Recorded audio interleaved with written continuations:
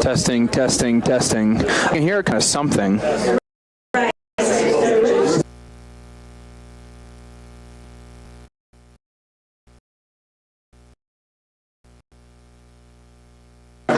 Testing, testing, testing.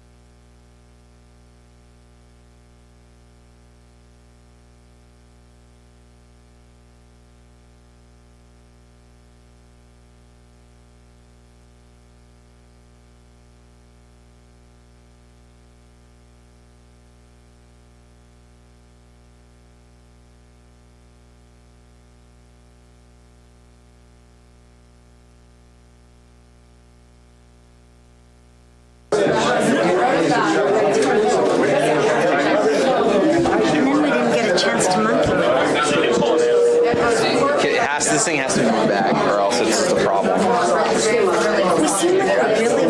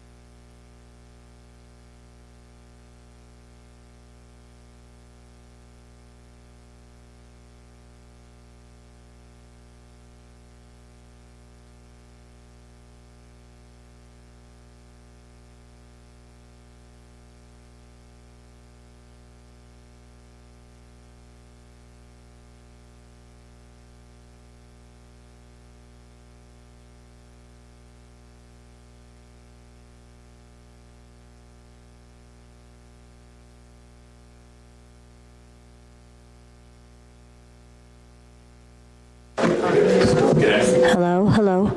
See, I hear something.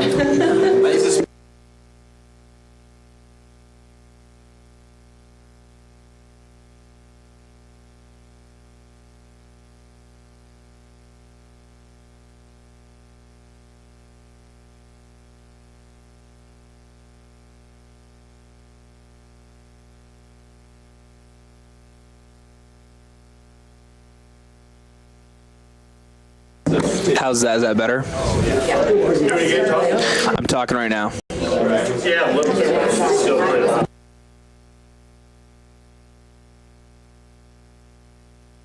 If everybody could please take their seats so we can get started, please. All right, we'll go ahead and call to order the regular meeting of the Lions Board of Trustees for Monday, January 6, 2020. Hard to believe. Will the clerk please call the roll? Mayor Connie Sullivan. Present. Mayor Pro Tem Barney Drystad. Present. Trustee Mark Browning. Trustee Wendy Miller. Present. Trustee Caleb Roberts. Present. Trustee Michael Caravis. Present. And Trustee Jocelyn Farrell. Present. All right, we have a quorum. Please stand for the Pledge of Allegiance. I pledge allegiance to the flag of the United States of America and to the republic for which it stands, one nation, under God, indivisible, with liberty and justice for all. All right, thank you. We'll take a brief reflective moment of silence, please.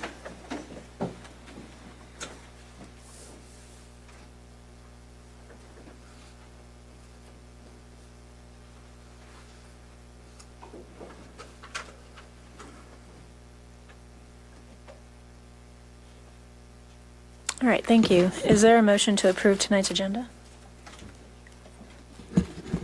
I move to approve tonight's agenda. Is there a second? I'll second that. Any further discussion? Hearing none, I'll call for the vote. All right, the agenda is approved 7-0. We do not have a sheriff's report tonight unless you have something on his behalf. Is that going to work? Just keep it away. Loud. I'm going to keep it down there. Sergeant Chris was unable to be with us here tonight. He did ask.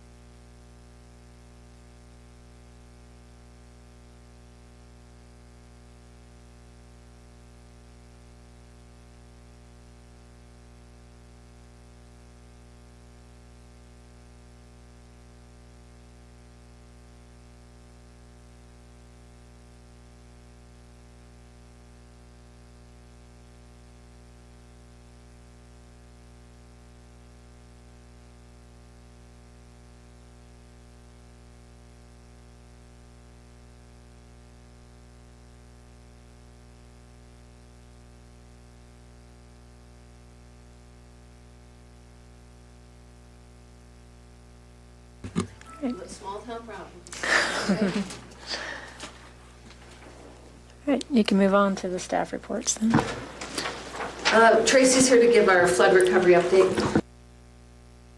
That's kind of giving feedback too, I think. Is that okay?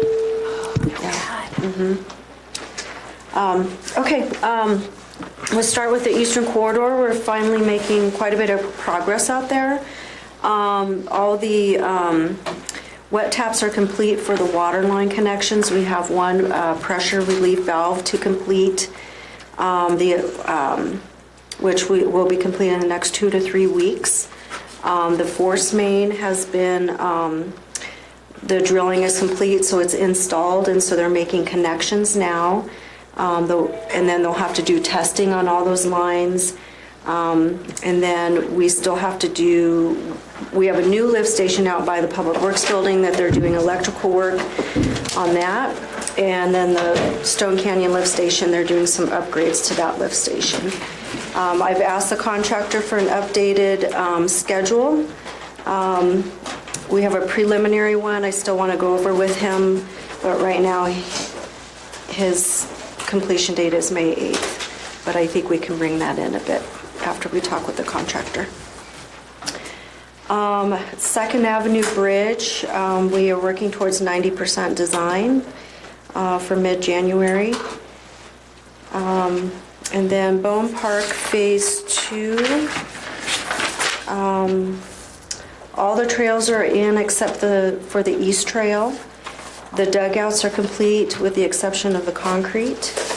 The skate park, they're going to start putting in the retaining walls this week. And then they've been working on framing and doing the electrical work for the custom pavilion. And they should be start getting fencing up on the ball fields this week as well. Lions Valley River Park, they're still kind of finishing up what we call punch list items. And but we have talked to them about kind of doing a soft opening of the park and just allowing access to the trails there. And we do need to get some handrails up on the steps going down to the beach for safety. And so once we get those in, then we could probably open up the trails just for our locals to use, our local residents to use, until all the pieces are complete this spring. Apple Valley Water Line, that project essentially is complete, but when we did our punch list walkthrough with the contractor, they had paved over some of the valves for the line, and so they need to tear up the asphalt and repave it, and they can't do that till spring, so we can't activate the line until this spring. So we won't have it fully functional till the spring. Public Works buildings are complete and just waiting for utilities. But I did want to mention that the replacement building, we received approximately $350,000 from insurance to rebuild that building, and it actually cost over $800,000 to replace the building. So we went back to our insurance company and asked for more insurance funds, and they denied our claim for additional funds. And we went back a second time with some additional information for that request, and it was still denied. So I let the state know that. I spoke with DHSEM and let them know that was the case. And they said that FEMA would like us to get concurrence from our attorney that they agree with the denial from the insurance carrier. And if we do not agree with the denial, they fully expect us to move forward with legal action with the insurance company, and that FEMA would fund us to do that. But it is a requirement for us to follow through fully with the insurance company. So I just wanted to kind of make that known that we're going to be. Who's that carrier again, please? But it's their excess carrier. Excess carrier. Who's that? Oh, the excess carrier. I can't remember. RSUI Indemnity. RSUI Indemnity. So Can I just ask a question about that? Why would we be the ones to do that, not the state? because it's our carrier, it's our insurance policy. But it that seems like we we'd need be to- suing on FEMA's behalf. Well, I mean, our other choice is not to do anything and have to pay for the rest of that building. But if we want FEMA to cover the cost of that building, they want us to get everything we can from the insurance company first. They are the last resort for funding and recovery. So they have some reason to believe that they think the insurance should be paying more than they are. Well, they haven't reviewed any of the information. It was just the insurance carrier. Our DHSEM, they gave me the direction that we just need to make sure that we concur with the denial. And if we don't, then they expect us to fight for the funds from the insurance company. And FEMA will support it. And so to give you a little idea how I envision this process moving forward is I've been given the insurance policy now, the denial letter, some of our architects' opinion on the cost of the building. We're going to have to review the insurance policy against the denial and basically respond to and analyze it. It puts us in a really sticky position to be in. We have to basically decide whether or not our own experts' opinions are correct or not. And if, we agree with the insurance company, it'll be documented in a memo why we agree with the insurance company. If we disagree, it will also be documented. We need to look into how this litigation would be handled against the insurance carrier. If we disagree with their opinion, I presume we'd probably have to find independent counsel to do that, given the FEMA rules around these types of things. But we have not gotten that far yet to look into that.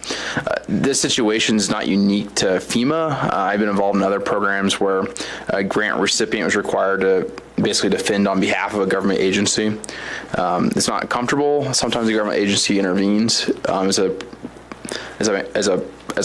interested party in those proceedings, but usually plays a very small role. But this is not something that's unique to FEMA. But it puts the town in a really tight predicament of how to deal with the situation. Slightly. Yeah. So we'll keep you apprised of how this moves forward, but it's just our due diligence that we have to do before we can close out the project. So. And then the pedestrian bridge at 4th and Evans, I believe we had a workshop a couple weeks ago. Tracy, can I just interrupt you for one Yes. second? Mayor Pro Tem? Yes, Tracy, I'm sorry. Would this interfere in any way with our ability to occupy and use the building? No. Thank you. Okay, you're welcome. So the 4th and Evans Head Bridge, I believe, after our workshop a couple weeks ago, it was just left that Victoria and Kim will work on drafting up a plan to raise additional funds for the projects, so before we accept that Safe Routes to School grant, so that's where we're at with that. Can I just say that I think it should be a goal of this board to accept that grant before the end of the term? Would everybody agree with that? Okay. Thank you. And then Fourth and Evans, all the paving that we have with the CDBG funds, and we have a little curve at Fourth and Evans that will be covered by FEMA. That's in design right now. We're probably at 30% design. Hopefully we'll be at 90% by the end of this month. And then we'll be meeting with affected homeowners and business owners on the 15th, just to kind of give them the update of the paving and the curb and gutter that we're going to be putting in with those projects. The Lions Valley Park stream bank restoration, we're at 60% design right now, and Marie Smith is reviewing those designs for floodplain compliance. And then we have a small project where we're putting in a warning signal in the east part of town, and we have environmental clearance for that, and that should be posted for bid here pretty soon in the next month or so. And the outfall extension, we are waiting for our permit for that, and that is dependent on the renewal of the wastewater treatment plant permit. And we're going to ask DHSEM for some assistance on pushing that permit through if possible, because it seems like it might take some time to get that permit approved. And this is holding up another FEMA closing out another FEMA project, so that's why I think that we can get the support of DHSEM to move this forward. And then storm drainage, we've identified 3 areas for projects for planning, and then we've identified one specific area that we will move into construction for this project, but we're still defining the scopes a little bit more, so we'll bring more for the board to understand at a later time. But that's pretty much it. Great. Any questions for Tracy? Trustee Brown? Yes, you mentioned that we're down to the punch list stage for the Lions Valley River Park. Mm-hmm. Several months ago, I asked the Parks Director, Mr. Cosgrove, when the crushed refined gravel was going to be put over by the recycle center, and he said that was part of the Lions Valley River Park project. Mm-hmm. Is that on the punch list, and yes. You know when that's going to be done? It is. Did they grade it today? Yeah. Ah, okay. Yeah, I do feel like it's been a bit slow going with that, just because holidays and they've kind of demobilized, but I think now that the holiday's over, we can really start pushing them to finish up those kinds of items, and that's on that list of things to do. Okay, yep. Thank you. Mm-hmm. All right, I think it would be good for the board to get some follow-up on this insurance claim issue. I think just maybe a little more detail the next meeting would be helpful. Thank you. Okay. Administrative report is very light for the last.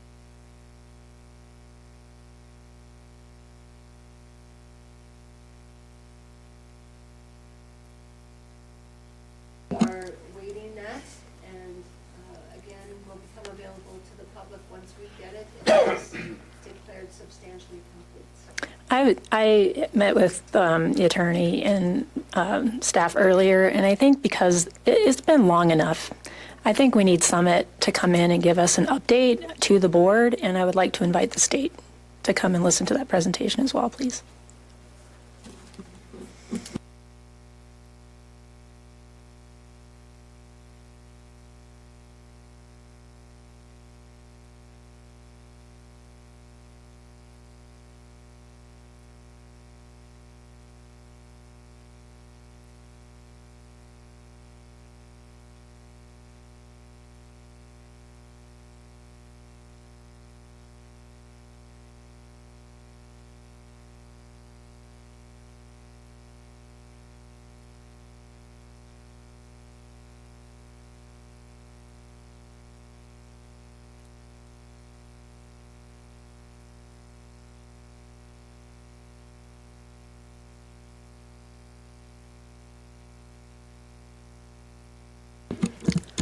Trustee Garrett. With our continuous section-by-section town each year on clean outs, when was that last cleaned out? Do we know?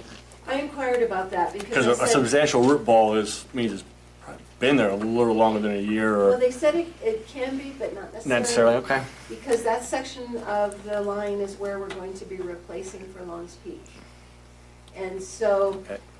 it was jetted, but that system does have some breaks in it. Breaks, And yeah. so they said, it does not take long when a root finds a nutrient source Yep. in water, it grows. So it was jetted as part of the north side of town this fall.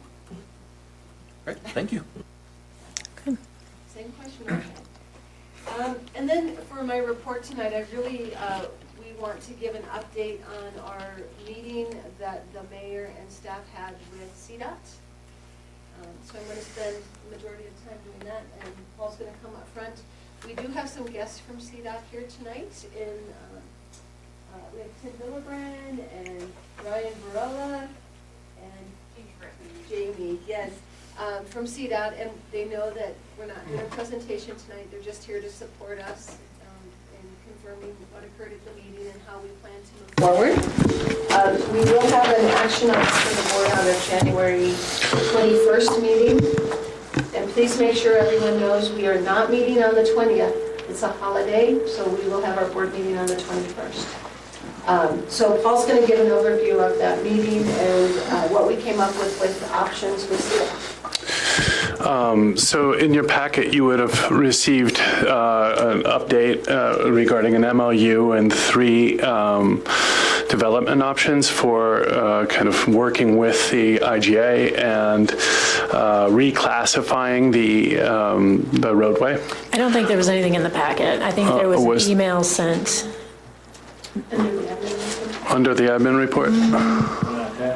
I didn't see it. Okay, let's start fresh. Okay, so at the meeting with CDOT, we looked at developing 3 options and an MOU. The MOU would be to reclassify the roadway and with 2 stipulations that we go through the reclassification process with the Transportation Commission, and that we go through a speed study to show that speed is reduced in that area, in order to look at the development of an access management plan that fit that reclassification. So CDOT was going to outline an MOU with us that would, if we went through the reclassification, got that approved with the Transportation Commission, and went through a speed study to show a reduction was necessitated in that roadway, they would work with us to redefine the access control plan in that area. We then developed a few options for moving forward with the IGA. There were 3 options. Right now, we received an email today. I think Mayor Sullivan received it on Friday. I received it today. That CDOT is recommending 1 option. I did receive a call on Friday indicating that they were going to be recommending 1 option. That option is to, rather than change the IGA into 2 IGAs, to split the voting blocks for the IGA into 3 voting blocks. 1 for Boulder County, those that are within Boulder County, 1 for those within Weld County, with a 3rd voting block for areas within Longmont that are in both counties. And so there would be 3 options for that. But the email today actually had a little bit more information on the development of the MOU. And rather than try to paraphrase, perhaps I'll just read from the email. So they indicated CDOT will draft an MOU with the town of Lyons supporting the efforts to reduce the classification of State Highway 66 at the east end of Lyons for the Transportation Commission consideration and approval. Prior to the Commission's approval, as discussed on December 12th, we will support the town's application predicated on a complete development plan, approved traffic study, and associated paperwork provided to staff by Tim Billibrand. If the Transportation Commission approves the reclassification, and if the speed study justifies the lower speed limit within the legal confines of the study, then we will support both the changes at CDOT Region 4. The MOU will show a draft of the revised ACP based on the reclassification and 35-mile-an-hour speed limit. The MOU will have a time limit of 12 to 18 months to return to Region 4 for review and forward to the Transportation Commission for approval. The 12 to 18-month timeframe was at the request of Lion staff to pull the necessary materials together to get the roadway classification changed. They also outlined a timeline for the adoption of the split IGA. So it starts with today, the town staff presenting these options as the ACP alternative. Then on January 17th, provide a vision for an adapted ACP to town staff to add to the Board of Trustees packet for January. It says January 22nd, but it would be January 21st. Include an MOU draft between CDOT and Lions as outlined above. January 21st, attend the Board of Trustees meeting to answer the questions on the ACP and MOU and alternatives for the ACP outlined above. February 2020, sign the IGA with 2 voting blocks at the State Highway Coalition meeting. They meet once a month. January 2021, complete all the predecessors of the MOU and prepare a packet for the Transportation Commission hearing and review. Summer of 2021, follow the Transportation Commission approval, assuming they do, and the completion of a speed study, modify the State Highway 66 ACP by vote of the Boulder County voting block with CDOT Region 4 support. Again, predicated on the results of the speed study. So it outlines a process for us to modify the IGA by voting block and a process to reclassify the roadway and Lions. Thank you. And just for clarity, I've been out of the country until late Friday night, so I haven't gotten to all my emails yet, so I appreciate you reviewing that. It all sounds good. I think the devil's in the details. I think we have to understand explicitly what we're reclassifying to, which category of road. I'm a little nervous about making anything contingent on a speed study before any development happens. The development is going to happen over a longer period of time, and we're talking out to Highland Drive. And so to do a speed study out there and make that contingent and make the changes contingent on how a speed study would occur today really doesn't make a lot of sense to me, because it's all about what's going to happen out there and how it's going to look 5 years from now, not today. So that's the only piece I would kind of take issue with and ask that we maybe think through what the reasoning is for doing a speed study at this point in time before the development takes place. But it certainly we appreciate CDOT's willingness to come to the table and work with us on this and hear us and understand our concerns for what the current access control plan would do to our economic development potential and the plans that we have for the Eastern Corridor. So I'll stop there and let the other board members chime in with any other questions. I know nobody's really seen this, so we did ask, I think we're going to potentially, was there a workshop? This going to be on a workshop? We just asked for staff to bring forward a plan of action on how to move this forward. Okay. I mean, this is sufficiently complicated that it might warrant a special workshop session to review in detail. And we welcome CDOT to come and participate in that and have similar discussion as to what I had with them at our meeting a few weeks ago before the holidays. The timing on that workshop prior to maybe getting the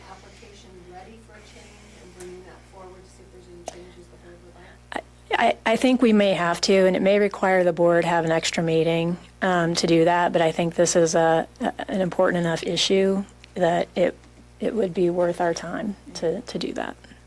That's my And thought. just for clarification, and again, I don't want to put words in anybody at CDOT's mouth, but it's my understanding that after a development change, I believe it's 9 months or longer following that, then you can request a new speed study to review it again. So if it happens, you can have it changed again. Right. Maybe I just need to read it, but the way he was reading it sounds like they want to do it before they will consider making the classification So change. I forwarded I can. both, Ms. Paddock's email to you as well as the staff memo. Mayor Pro Tem. Do we know if they would consider modeling as opposed to the actual speed? I do not know that. Modeling. They're here. If you're welcome to come on up and. I don't know how that microphone's going to react to electronics. Just use that one. Sure, sit over here. Okay. You can start it off. And introduce yourself for the record. Good evening, trustees. I'm Brian Varela with Colorado Department of Transportation, resident engineer in Boulder. Tim Billibrand, CDOT Region 4 Permits Manager. Thank you for taking the time to be here tonight. I appreciate it. So I think the question was about modeling. Do you want to address that first? Sure. So, Send them over. You don't have to be that close. It just picks it up first. Okay. So, to answer your question of, do we have to use the actual speed study methodology where we look at the 85th percentile of what the motorist on the road is driving at with relation to setting the speeds, or can we use modeling? The speed requirements are actually set by both federal and state statutes, the methodology for changing the speed limits. So it is something that we end up having to use that 85th percentile versus any type of future traffic scenario modeling. And then to answer the question about timing generally, and Tim, please do correct me if I'm wrong, the timing for this opportunity that was outlined by our transportation director, Paddock, involves first of all getting a development plan from the town. And then after that, we put together the other paperwork, which would include a traffic study. And that's not the same as a speed study. So the traffic study and the development plan become part of the application to Transportation Commission to request a new classification for the roadway, which would then open up an opportunity to review the speed. So the speed study, as I understand it, comes last. Is that correct? Right.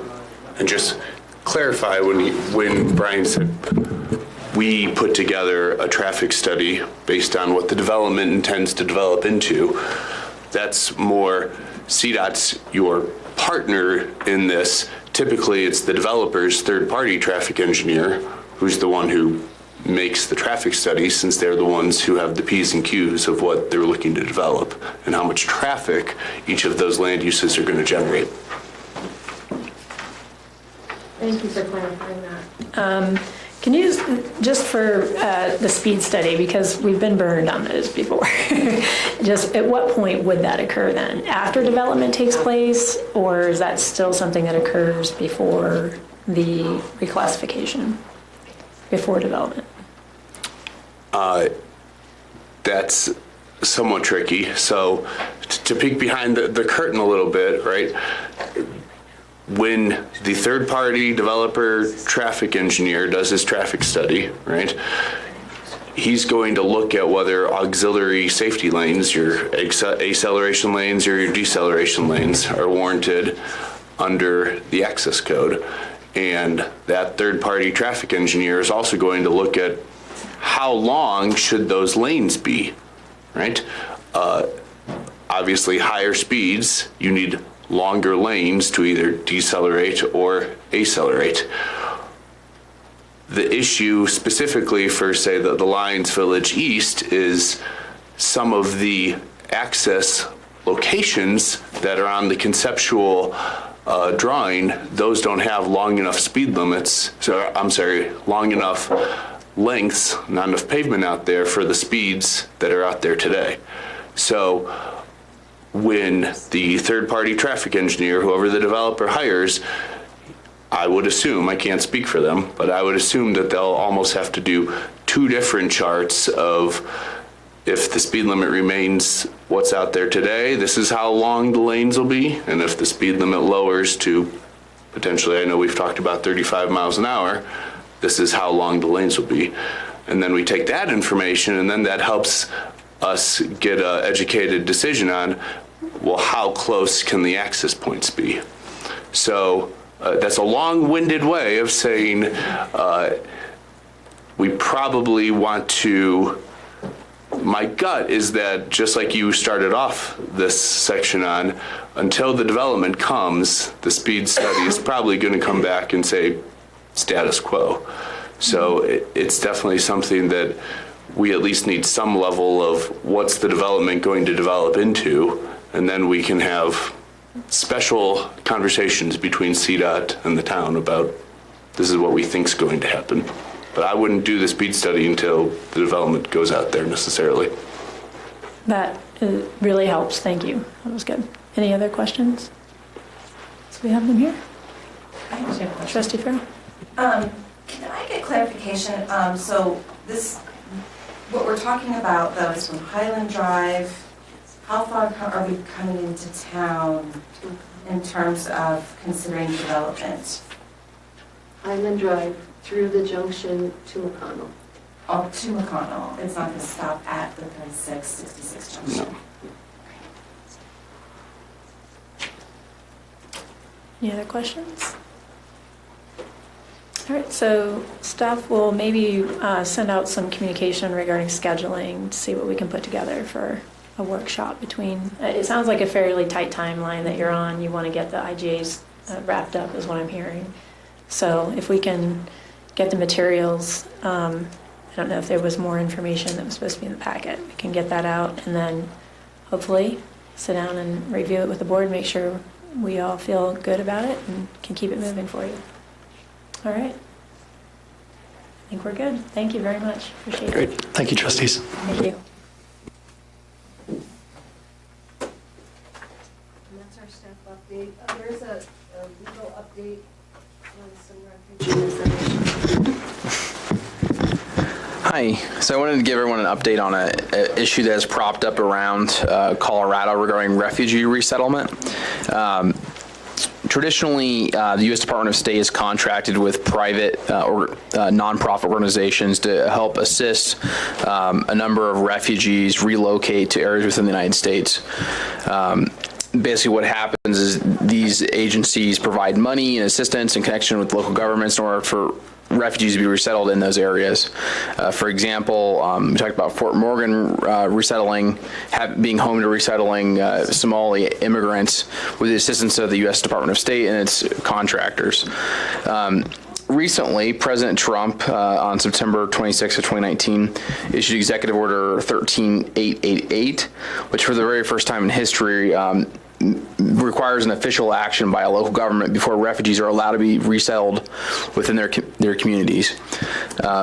To my knowledge, Lions has not received a request or is receiving refugees from any of these development organizations, but a number of Colorado communities who are in the process of receiving refugees or would like to have passed resolutions or ordinances to make it clear, pursuant to the executive order, they do wish to accept such refugees.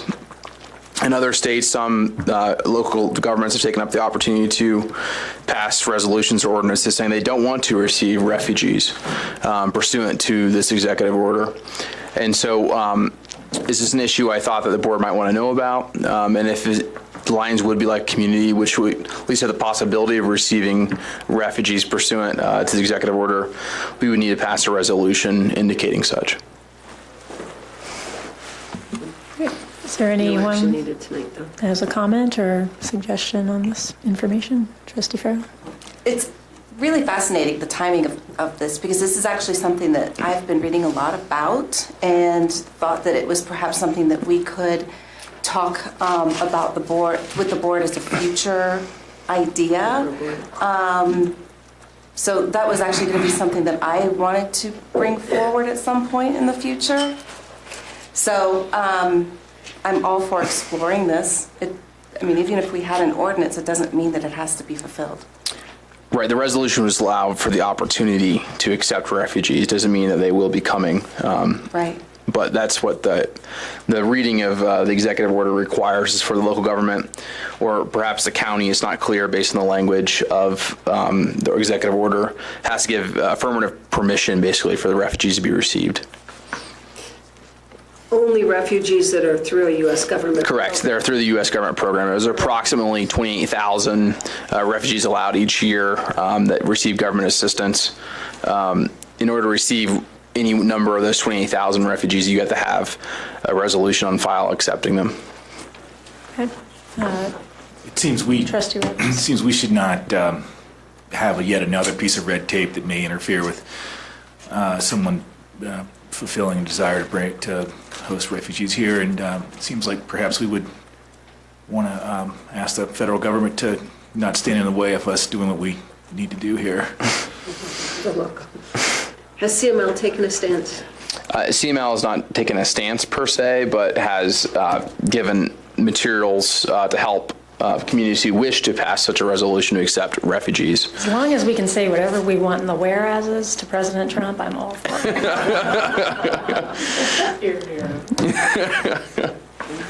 Well, we can certainly prepare such a resolution, maybe even workshop it so the whereas clauses are sufficiently clear to the president. So I was going to say, there should be some opportunity to have a little fun toward the end of one's term. So I say bring it on. Would anyone disagree with moving forward with a resolution? All right. I would like to say, I don't need to make this a top priority right now. We have our hands full, but I really do like the idea and would like to explore. Is there any time frame? no time frame, so we are not aware of any sponsored refugees coming to Lyons. But if we were, of course, that would accelerate the time frame. Thank you. All right. No, thank you for bringing that to our attention.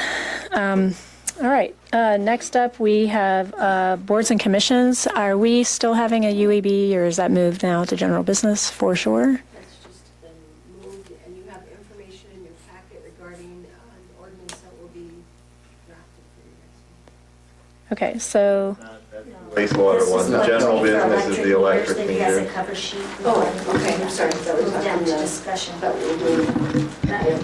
Discussion on the electric meters. So Erin, are you prepared now to give an? well, we asked Aaron to move to just do it all under general business if possible to be more efficient. So if you're okay to do that at general business, then we can move on to the SFC. So I'll invite the SFC representatives, whoever's going to represent today. Congratulations. Good luck. Was that Karen? Yeah. Oh. You got this, Dan. What Good job. I made copies of a recommendation that I'd like to bring forward from the Sustainable Futures Commission. I think it was, if it's the same, it was in the packet, but it's okay. I'm sorry. Thank you. So, To remove a speaker. Dan Mage, Chair of Sustainable Futures Commission, thank you for giving us a little bit of time to bring this recommendation to you. I'll just read it. So the SFC held a special meeting on December 17 to discuss the current situation with a single hauler pay-as-you-throw. After no action was taken by the Board of Trustees on the two bids received, and the fact that we have a referendum on that will be on the April ballot that, if passed, will require a vote of the people for any town-initiated waste management plan that imposes a cost on residents. The SFC sees this as a perilous situation for not only any plan that increases curbside services, but potentially continuing the spring cleanup event, or if the town were to bring back the tree limb collection or any other measure to increase landfill diversion that may have a cost to the residents. Given the time, energy, and money that has already gone into this RFP process, and that it will be extremely difficult to initiate a new competitive bid process that is then subject to a public vote if the referendum passes, the SFC believes that the best option is to select a winning bid now from the current RFP process to go alongside the referendum on the ballot. Therefore, the SFC has voted unanimously to request that the BOT, number one, select a specific pay-as-you-throw proposal that includes a recommended waste hauler, frequency of materials cleanup, and tiered cost schedule to be placed on the April ballot alongside the referendum. Number two, specifically accept Western Disposal's bid for the purpose of placing it on the ballot. And number three, select from Western Disposal's options weekly trash pickup, bi-weekly recycling, and yard waste compost pickup, which is what has been adopted by the 4 community. That's the frequency schedule that's been adopted by the 4 communities in Boulder County that have pay-as-you-throw, as well as several other communities in the Front Range. They're all doing that frequency schedule right now. So the monthly cost to the residents with that schedule, with that plan would be 32 with a 32-gallon trash container. The cost per month would be $18. With a 64-gallon trash container, the cost would be $31. With a 96-gallon trash container, the cost would be $44 per month. And just quickly, a few reminders about some of the reasons that we want to do this. Number one, a majority of residents will receive substantially greater curbside service, i.e. recycling and compost, at a similar price to what they now pay just for trash collection.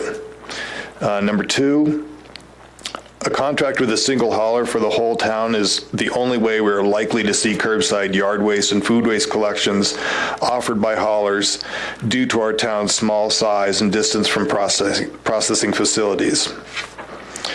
Number three, by composting yard waste, food waste, and soiled paper, we are avoiding landfill methane generation, the largest human-caused source of methane in the United States. Methane is a greenhouse gas that is 82 times more potent than CO2 on a 20-year time horizon. I should have put in here that reminder that organic material that can be composted comprises about 40% of our total waste stream. So that's a big one. Use of finished compost, on the other hand, is critical to rebuilding our soil and sequestering carbon from the atmosphere long-term in the soil where it belongs. The pay-as-you-throw plan is entirely compatible with Boulder County's plans to build a compost facility within the next 2 years or so to help local farmers sequester carbon and build soil. And lastly, as we've discussed, recycling markets reached historic lows this past summer and fall in reaction to China's refusal to no longer accept low-grade materials, after they essentially changed the entire recycling market for about 10 years by sucking all that material into China. Now that they closed the door, we expected, and we're just beginning to see some indications of rebounding. There's 3 mills in the greater Rocky Mountain region that are scheduled to open up in this first quarter or possibly second quarter of this year. Metal is up, and we got a prediction that cardboard prices are coming up. They're not up yet, but cardboard is the bread and butter for the Boulder County Recycling Center. That's the material that's really paying the bills these days. So we are getting some positive indications that will change soon. Given all those, we would like to recommend these 3 actions. Thank you. Thank you. Thank you for your continued work on this, and no market for vacuums and TVs, I take it. At the Charm, you can take it to Charm. Anything that plugs in. All right. Well, I think this is mainly meant to be presentation for upcoming agenda items, so I don't think the board, unless you have questions, we need to have a discussion at this point. Mayor Pro Tem. Well, actually, it's a question, because I've heard people cite an 11% increase in diversion rate. Total diversion, right. Well, I think that's incorrect. 11% of 24 would be 26, not 35. It's 11 percentage points. It's more like 46 to 66% diversion as a result of pay as you throw. So I think saying 11% increase is sort of underselling. And actually, I noticed that when I was kind of going over. I think it's because I'm sitting in this seat where a math professor used to sit. You're right, it's 11 percentage points. It's 11 percentage points, and I think we should emphasize that because that's a dramatic impact. That is, it's the biggest single thing that you can do to increase diversion. That's pretty well documented at this point. Right, and I've heard it cited as a minimizing point. In other words, well, it's only 11%. You know, why are we doing all this for only 11%? And it's not only 11%. It's half again. And I just wanted to emphasize that. Thank you. Al? Any questions? Trustee Brown? Yeah, I have a question. It was something, you said something wrong with it. The SFC sent something wrong with the packet that was labeled as a primer or something, has some of the same information, but there's one, I guess, substantial or significant difference. The SFC's recommendation in the packet included an item that said Western Disposal to own recycling tipping fees, but that's missing from the printed recommendation you gave us now. I didn't understand what that meant. I mean, I think I understand what it means, but could you elaborate some on that point? You're right. Western did give the option of either, right, in their proposal. I think they could go either way because it was, like a $2 difference.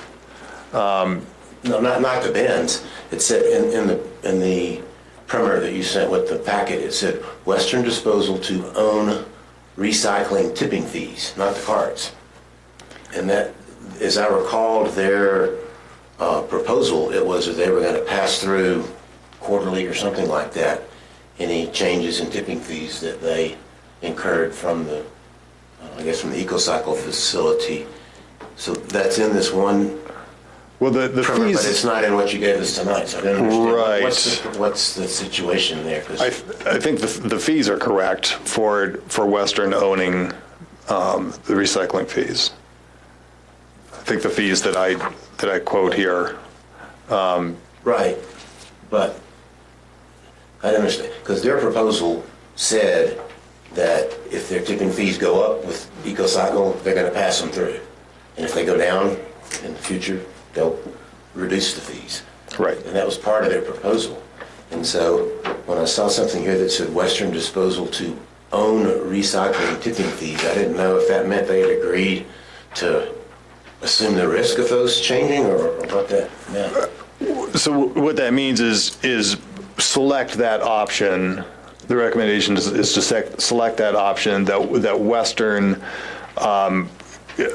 administer the tipping fees rather than the town. They are responsible for it. Okay, I think I remember that. So part of their proposal would still be that if the tipping fees go up, they would. It's their responsibility to communicate that. Doing the billing, it would adjust the bills. Right. So that part of their proposal hasn't changed. Right. That's what I'm asking. Okay. Any other questions? All right. Thank you very much. Thank you. Appreciate you being here. All right. Next on the agenda is audience business. This is the portion of the meeting where the audience is welcome to approach the board on items that are not on the agenda tonight for public hearing. We actually do not have a public hearing tonight on Ordinance 1073, which is a first reading of the initiative petition ordinance, amending the Lyons Municipal Code, adding Chapter 7, Article 3, requiring a town vote for approval of single holding company. It's intended to be under a section called public hearings and ordinances, but because it's a first reading item, there's no public hearing. So if you want to speak to that item, please do it now during during audience business. Every other topic is up for discussion. So is there a sign-up sheet? Nobody's on there. So if anyone like to come forward for audience business, you're welcome to do it now. Come on up.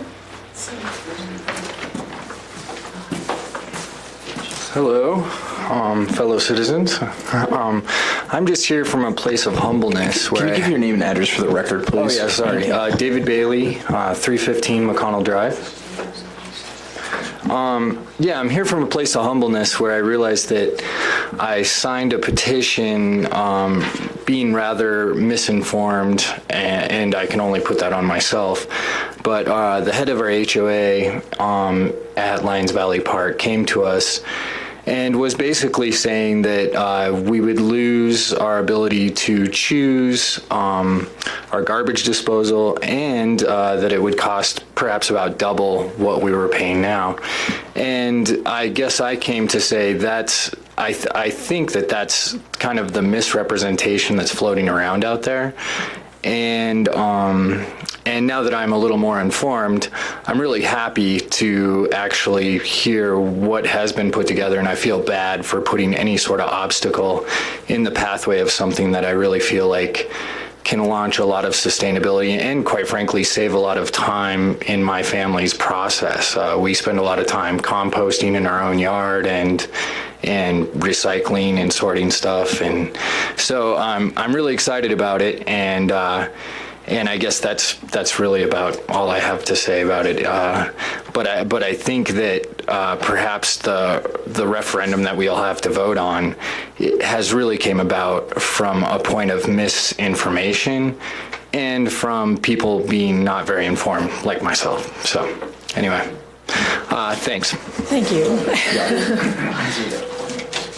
Anyone else for audience business?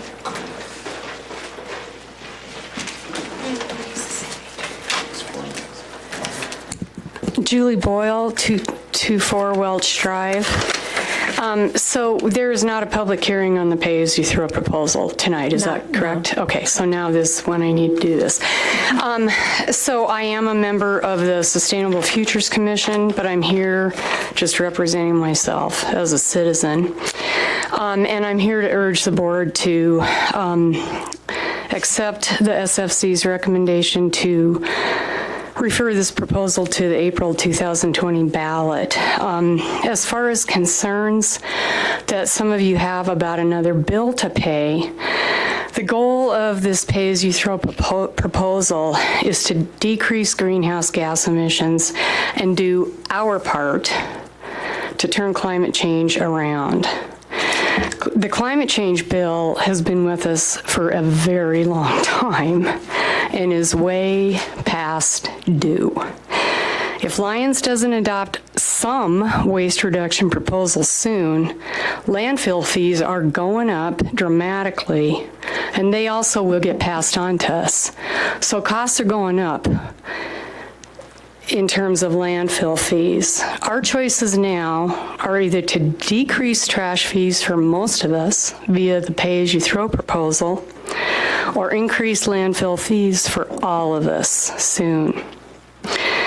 If the trustees are truly concerned about town residents of limited means, know that allowing climate change to proceed full bore and do nothing about it will punish the poor first and worst.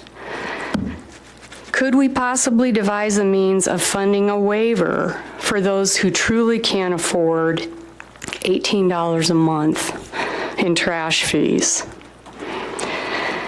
The trustees are elected to represent us and lead. We know climate change is a looming disaster. We know that, and we know we have to do something about it. And we have to do it as a group. This is your chance to lead this town in doing, albeit our very small part, to address and minimize climate change.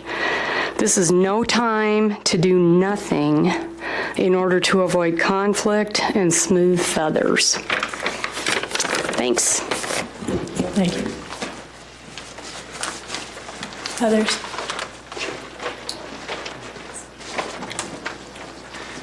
Thank you. Dave Hachimoji, 200 Welch Court. Dear Mayors and Trustees, you will in the future be discussing whether to continue the review and selection process seeking a single hauler pay-as-you-throw contractor. This discussion and hopefully affirmative commitment to continue with the process will be made in spite of the recent referendum to mandate that all matters having to do with residential waste services be left to the voters. As our elected officials, it is crucial that you put forth on the same April ballot a single hauler pay-as-you-throw agreement detailing the specific charges and scope of services for residents to vote on. Such a ballot measure needs to include curbside, yard, and kitchen waste collection for two reasons. Reason number one, municipal solid waste, as Dan pointed out, is the third largest source of methane emissions, which as a contributor to climate change is 80 times more potent than CO2.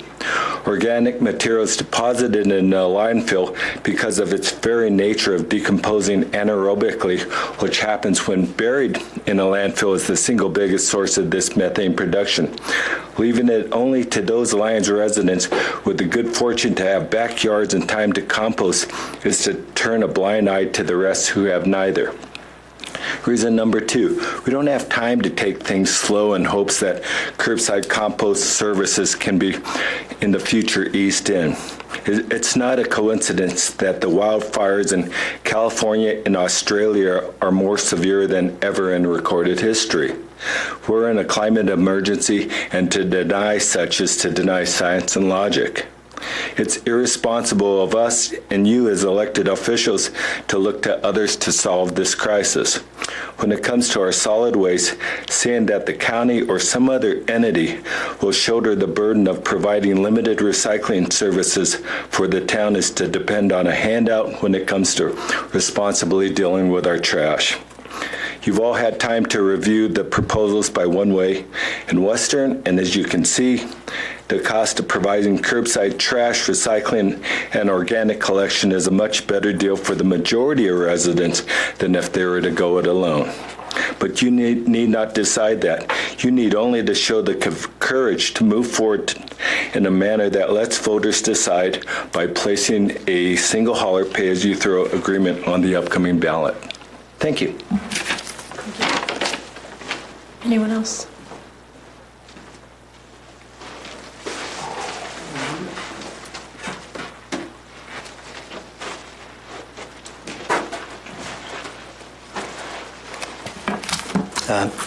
Dan Greenberg, 827 3rd Avenue. I'm here to encourage you to pass pay-as-you-throw and would like to address some of the arguments that I've heard in opposition to pay-as-you-throw, even by members of the board. Composting has been one hot topic. I keep hearing at these meetings that we should all just compost on our own.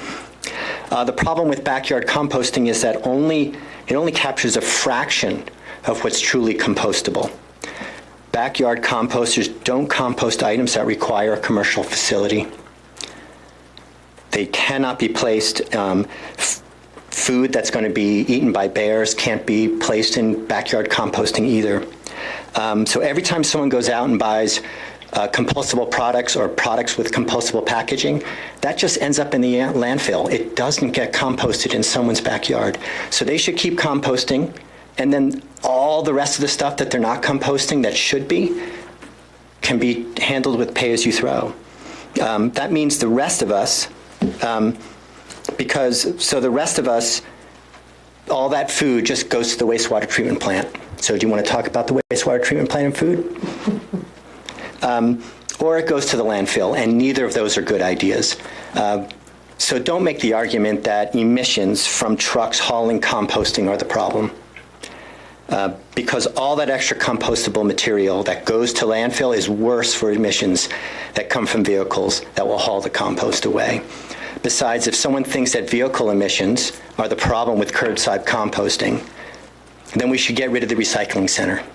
People drive there, and they idle in their cars while they wait to recycle, or they stand there and they recycle their stuff. They also idle a long time in the spring cleanup. It's a long line for the spring cleanup day, and they sit there and they idle in their trucks and they idle in their cars. So maybe we should just get rid of spring cleanup too because of the emissions from the cars, which obviously doesn't make any sense. Cost has been another hot topic, and there's been a common thread running through the anti-pay-as-you-throw arguments. And that thread is that people don't want to pay the true cost of hauling their trash away, and that others should pay for it instead. For example, some have testified that their costs will increase in part because one way doesn't charge them for the extra stuff they put out on the curb. Well, that's great for them, but that means everybody else is paying for it. So they just don't want to pay for what they're throwing away. And that's not an argument that holds any water. One Way recently increased its rates.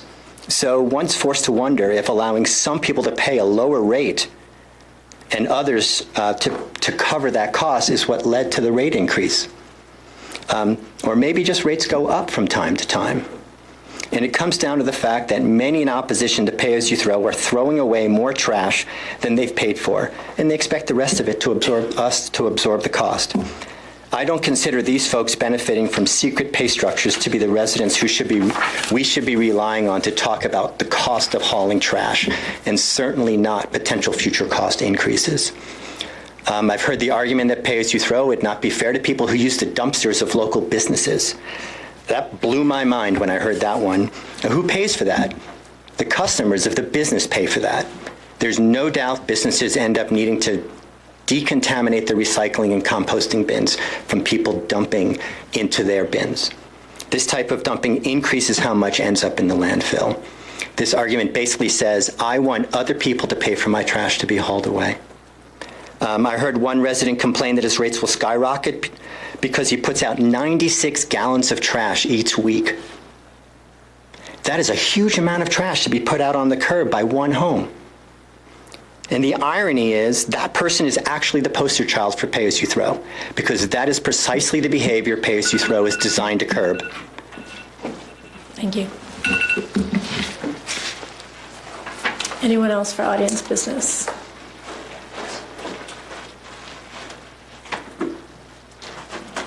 All right, we'll close audience business. Thank you. Next item on the agenda is Ordinance 1073. Does the clerk want to introduce the item? And then we'll have an update from the attorney. Yes, Ordinance 1043. It's the initiative petition ordinance amending the Lyons Municipal Code. 1073. Yes. Oh, I have the wrong title. An ordinance of the Town of Lyons, Colorado, requiring a town vote for approval of a single hauler company for residential trash. Staff update? Yes, Town Attorney Brandon, I want to give a quick summary of what this particular, what we're doing here tonight in this item. This is somewhat confusing. As you know, citizens of Lyons initiated a petition to do an ordinance that would require the town to have a vote if the town were to, 1, implement a fee for residential trash services, 2, contract with a third party for residential trash services, or 3, do residential trash services on its own. Under the Colorado state statutes, once that petition has been certified by the clerk as having sufficient signatures as meeting all other legal requirements for a petition, the board is left with 2 options. 1 is to pass the ordinance on its own volition, or 2, to refer that ordinance to a vote of the public. Tonight, we are here to decide whether this ordinance shall be passed or whether it should be put on to a vote. And that's exactly what this item is all about, with that narrow confine of what we are to do here tonight.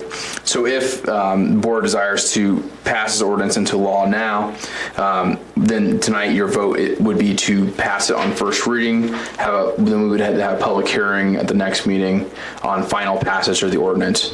If the town decides to vote the ordinance down on first reading tonight, then it will be on the April ballot. And so that's what this particular agenda item is for, to simply whether this item shall be on the April ballot or whether the town shall pass it into ordinance. Yeah, and just in case we don't have any flexibility to change this language in the ordinance process. So it literally has to be accepted as is or referred to the voters. That's correct. Okay, so really the only discussion is whether we want to move it forward or not, or just refer it. Trustee Roberts. Just a question, if we would be passing on first reading, why would we not have had a public hearing? So it still requires 2 readings. So this is whether to put it forward to a public hearing on second reading. Okay, that's a unique situation. Very unique situation, yes. Yep. Yeah, my thought is, I have no interest in just adopting something that I think the public may not have understood when they supported the petition, based on some others that I have also spoken to that had very different impressions about what this proposal was about. And I think it actually could reduce the services that we're already providing today. And so I'll be voting, if a motion is made to approve it on first reading, I'll be voting no. Any others? So I'm curious, is there any legal issue if somebody's asking and seeking a signature to a petition, but it's actually not being presented to them factually, or or information is being eliminated in order to skew the facts? The Colorado State statute assumes that the person signing the petition has done their own research into the validity of what's being asked. As we all know, that's not always the case. And there is a process by which someone could have challenged the validity of the petition, and that opportunity is passed at this point. Thank you. I think that's a shame. Trustee Browning? I likewise am not in favor of adopting this as an ordinance, but rather referring it on to the ballot. Does anybody feel differently? Is there a motion for ordinance 1072? 73. Yeah. I'm sorry, I skipped one. 1073. Trustee Brown? I move that ordinance 1073 be referred to the ballot for voter consideration and not adopted as an ordinance of this board. Is there a second? I'll second. Any further discussion? So just to be clear, yes on this would to be vote down the ordinance on first reading for the record's sake. Yep. The only thing I would add is I don't vote against this because I'm afraid of a vote, of sending something to a vote. I feel like let people vote, but make sure they're well informed, and I look forward to the discussion later on tonight. Any further discussion? Hearing none, I'll call for the vote. All right, vote is 7-0, unanimous to refer it to the ballot in April. Thank you. All right, would the clerk please read the items on consent into the record, please?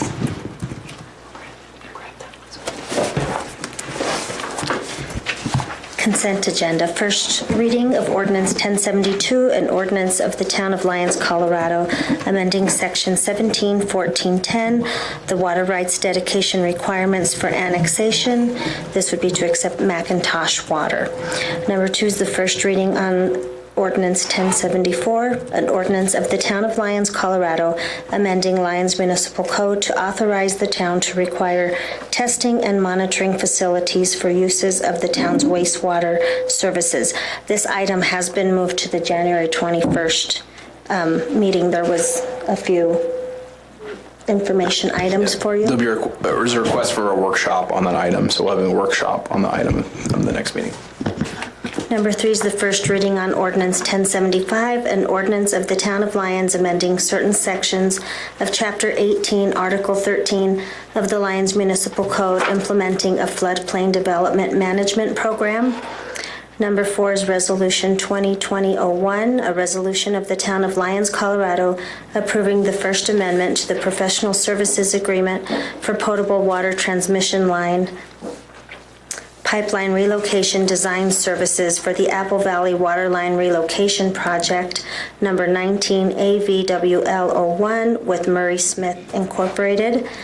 Resolution 2020-2, a resolution directing the Liquor License Authority for the Town of Lyons to rescind the requirement that applicants for special event permits under the Colorado Liquor Code to provide a uniformed police officer as a condition of permit approval.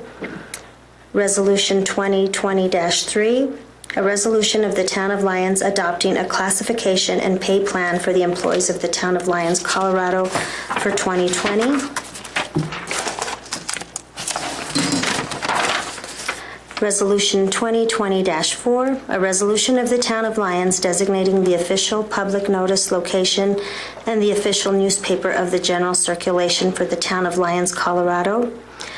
Resolution 2020-5, a resolution of the Town of Lyons, Colorado approving a First Amendment to the professional services agreement with RG and Associates LLC for the Apple Valley Waterline Construction Management Project.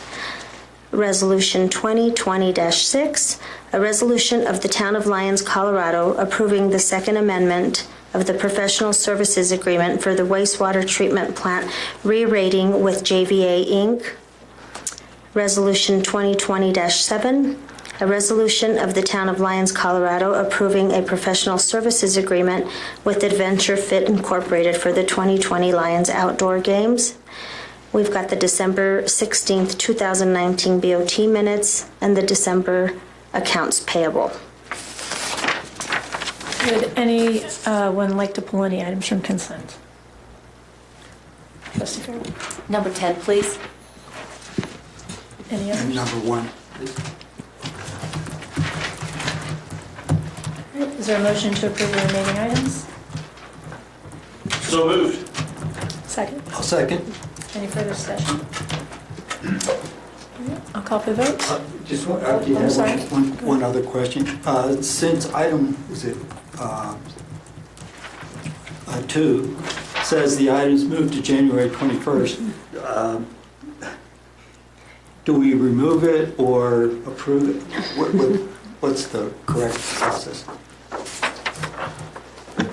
So I think it's already been moved. I think it was moved before 24 hours notice, I believe. So there's no action needs to be taken. If you'd like, we can just also remove it and say refer it to the 21st agenda. There will be a workshop on that item on the 21st. I'm not sure to be honest, if an ordinance can be done on the 21st, just because there might so much board consideration may be put into the draft ordinance at that time. And so I think the board's several options. One, I don't think anything needs to be done at this time, as it was not noticed as being on this agenda. I believe, correct me if I'm wrong, it was already said it was being moved. It was posted that way, yes. Posted that way. So I think it should be okay. But alternatively, the board could just remove it and refer it to the next agenda. We can move it on the next agenda if need be. I think it could stay on for first reading, because even if on the 21st. Significant changes end up being made after the workshop, it can still come back. Those would just have to be made as amendments. Yeah.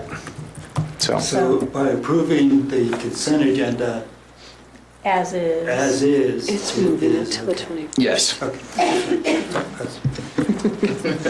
Sorry it took a long time to get there.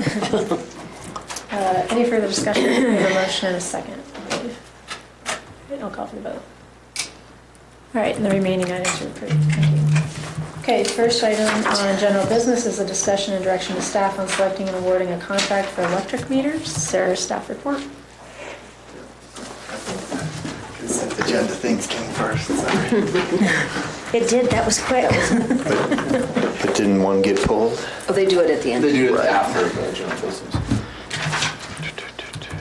Just closed it because.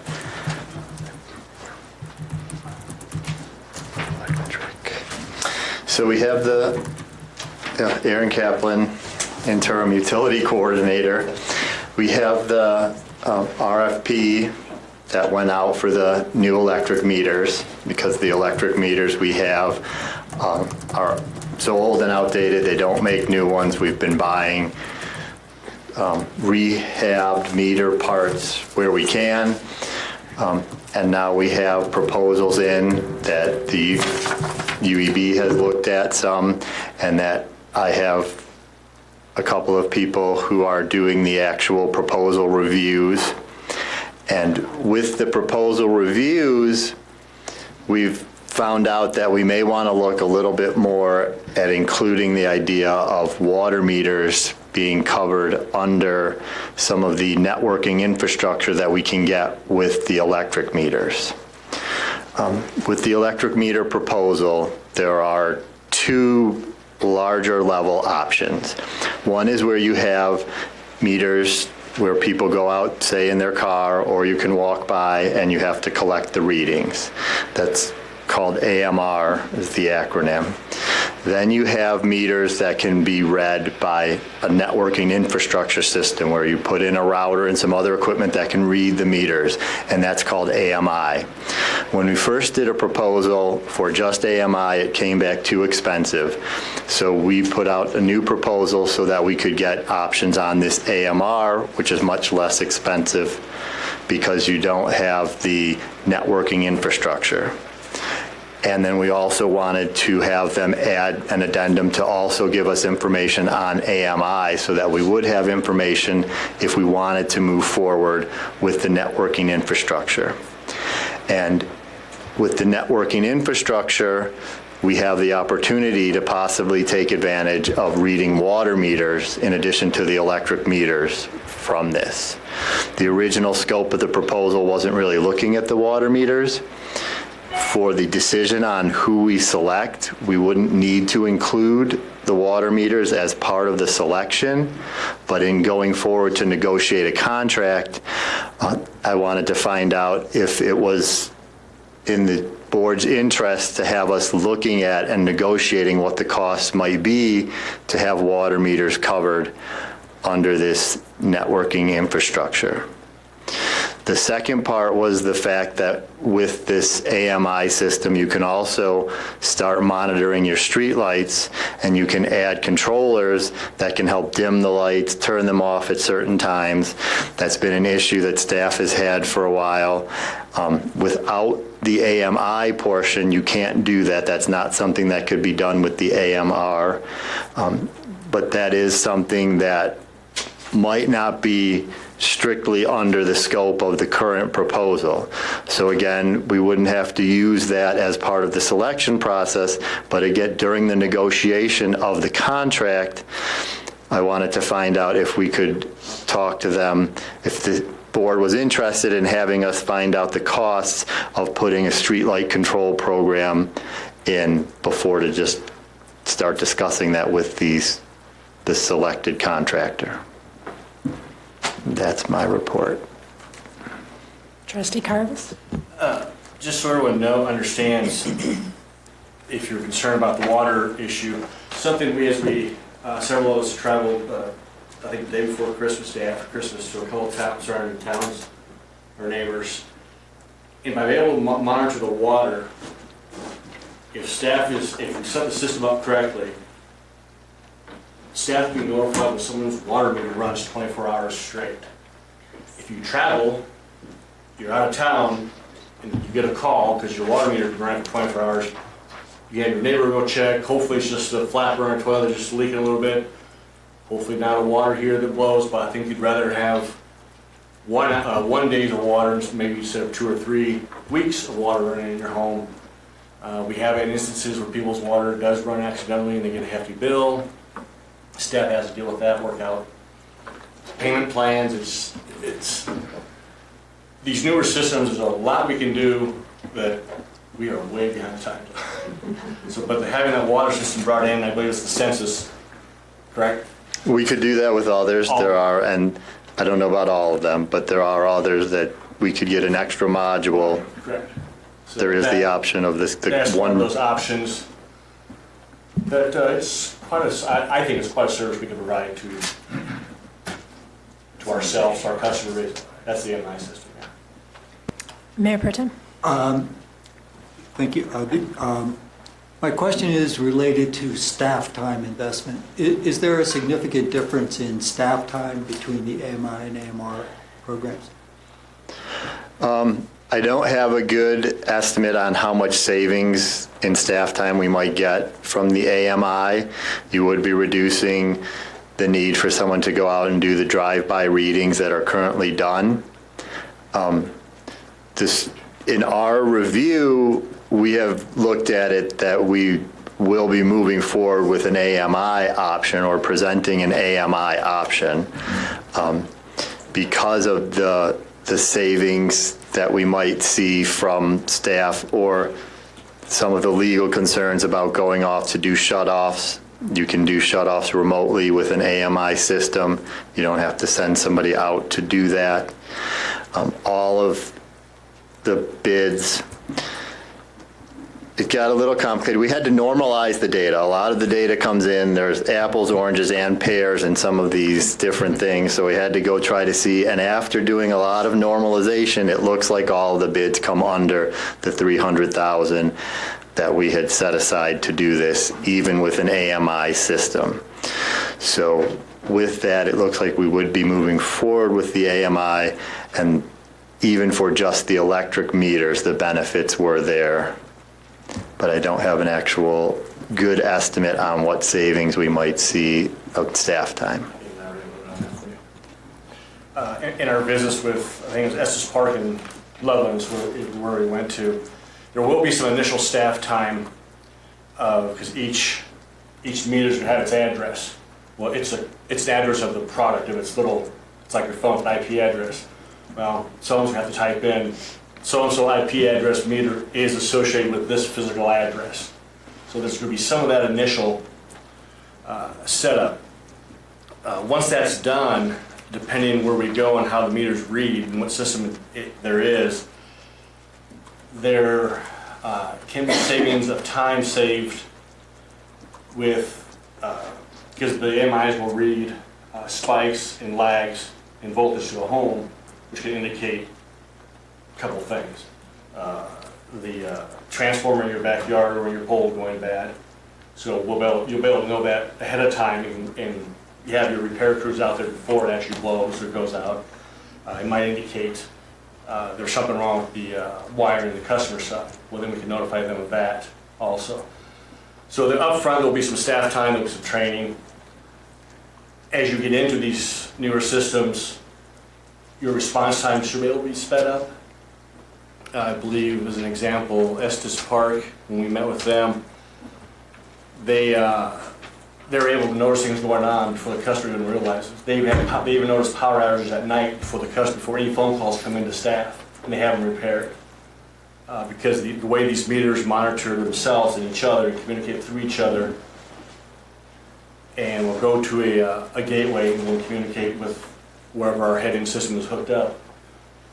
We'll know if there's a power cut at 2 in the morning, 3 in the morning, before phone calls start rolling in. It allows them to send crews out ahead of time. So there's, that helped a little bit. So there's a little bit, there's going to be more staff time, but it should help on the other end. Is there any direction for staff? Trustee Bowden.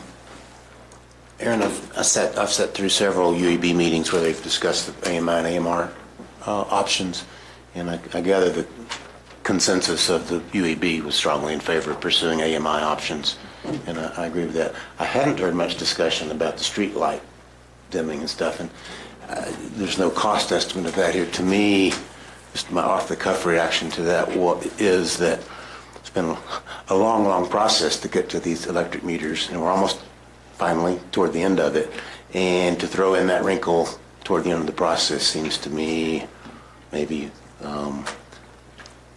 not the appropriate timing. If we're talking about additional cost to do that in particular, my personal view on that is let's proceed with the AMI meter option, but put off the street light dimming and monitoring, because I can see issues on that too. I know that's raised a lot of concerns in the past, and I'm not sure this wouldn't exacerbate some of them. Some people like dark sky, see the stars. Other people for safety and like to see bright lights. And I can see requests coming in of, could you please turn up my street light, or could you please turn off my street light at 10 o'clock every night? It seems like we're getting into more things there potentially than we've really had time to think about, and my preference would be let's proceed with the AMI option on the electric and the water meters now and leave it at that. And my request would be more to, should we ask the contractor to give us an estimate on the cost when we go out, or should we not even ask for that? Like, they'd be out there working on something, doing this large project, and potentially could then add in the streetlights at a reduced cost because they're out there working. It would be a place they could potentially put some of the networking infrastructure, and that was why I wanted to find out if it should be something right. I mean, I guess there's no harm in asking for a cost estimate just to have that information, but to actually proceed with that, I guess would have to come back. Yeah, I think so. Mayor Pro Tem. Just one thought is, in the negotiation, if they're willing to sort of almost throw it in, we're not required to use it to turn things up or down, but if we need to, and it's a minimal, either thrown in or minimal cost, or provide some other advantages like locations for connections and so forth. To me, it's worth having the discussion and the negotiation. But if it comes out, it's going to be a bunch of money, then I would be in the same place as Trustee Brown. Yeah, I don't know why it doesn't hurt to get the information. We've had a lot of people come to us and ask about how we can better control the lighting in the community. I mean, that's actually something we've heard from the public about, that there's interest in having more control over how the lights shine and where, and maybe we can be strategic about, where we put those things. I'd appreciate more information.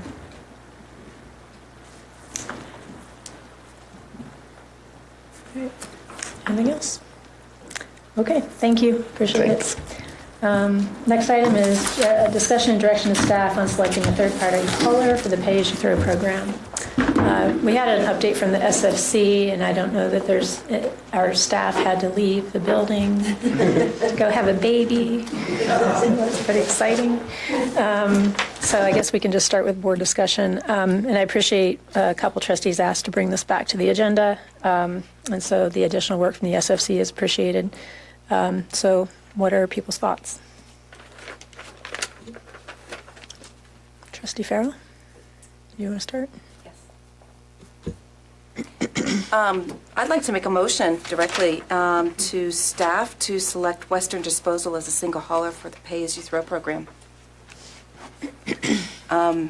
With that, well, I guess we have to vote on that first, but I have quite a number of points I'd like to make. Is there a second for the motion? Second. Trustee Browning? Okay, so a motion and a second.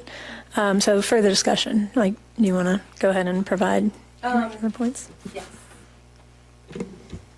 So, we've gotten a lot of good additional feedback this evening, and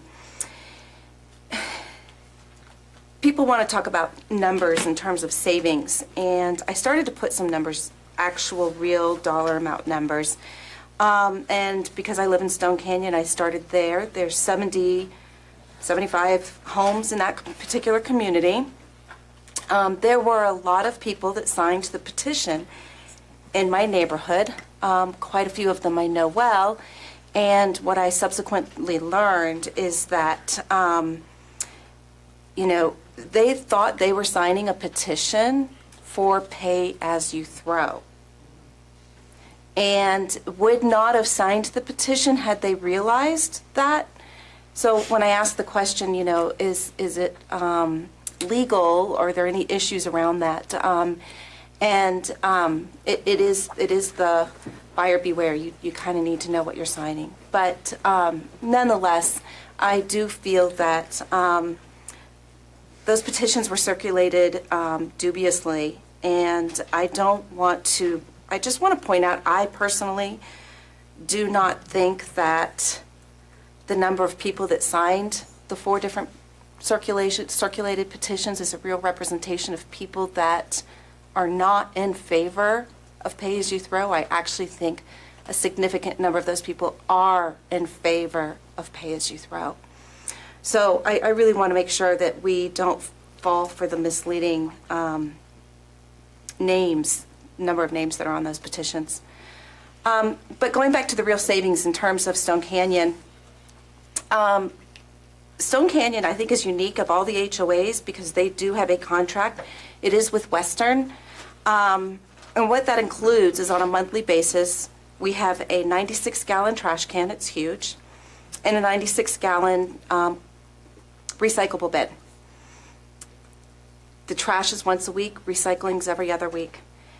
HOA pays, we pay through our HOA $29.45 each month. With the pay-as-you-throw program, and that is making the change for a 32-gallon trash can, a 32-gallon compost, and keeping my large 96-gallon recyclable bin. I will save $11.45 a month. That's $137.40 a year.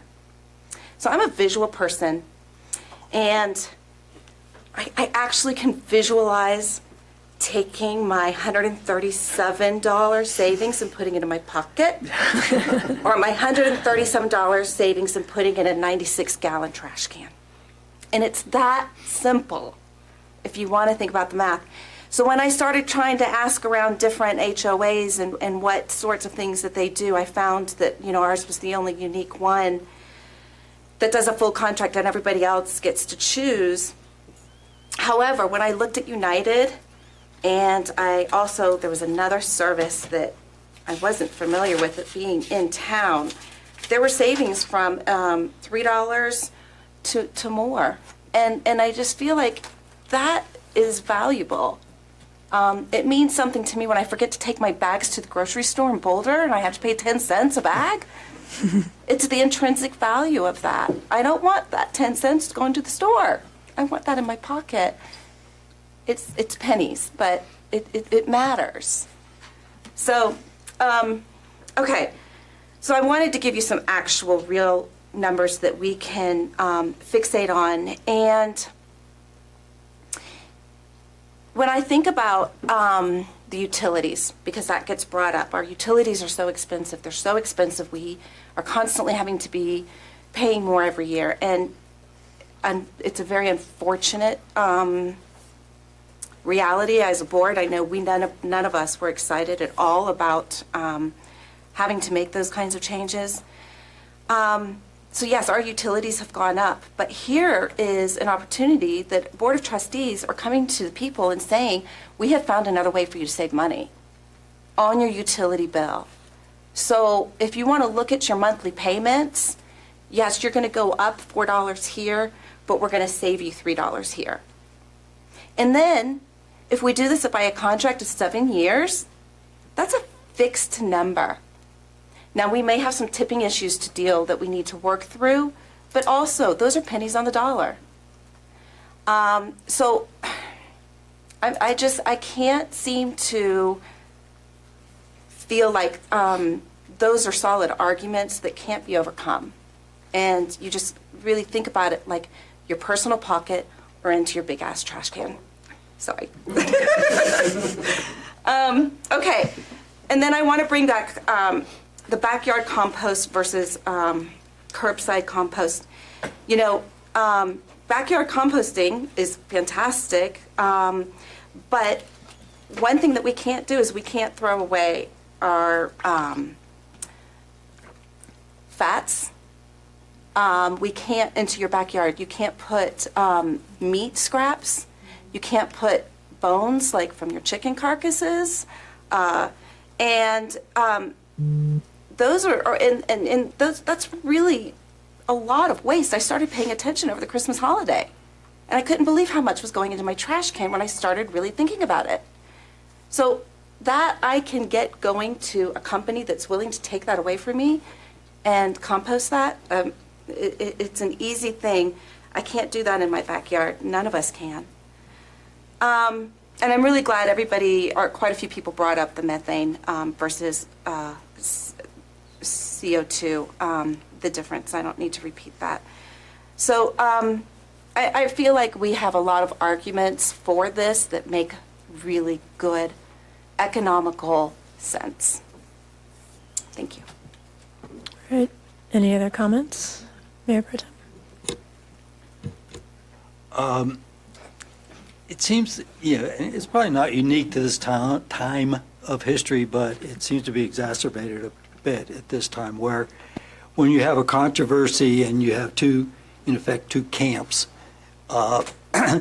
it turns into everything that one camp says, the other camp says is wrong, and everything that this other camp says, the first camp says is wrong, it's not true, and only what's said by this camp is true, and only what's said by this camp is true. And that's not the reality of life.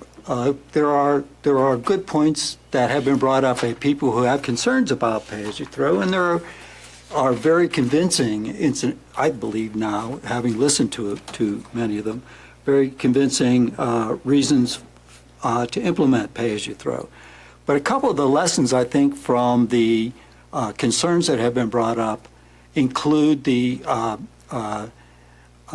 extension of the bag pickups, which has been agreed to by the proposers, and also that things like backyard composting and other things can be beneficial. If somebody wants to take the time to do backyard composting and do it the right way without the bones and so forth, that could be encouraged. And I think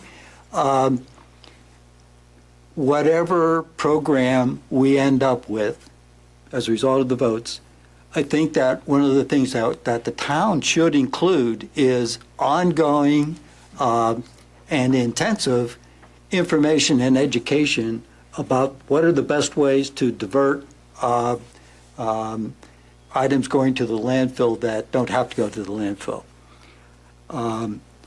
And so I think, we should always be listening to both sides and to all of the comments and thoughts of the population, but having heard from some people who are quite knowledgeable in this area, I've come to the conclusion that that we really do want to move forward with the SFC's recommendation, which included, as was stated, the selection of Western.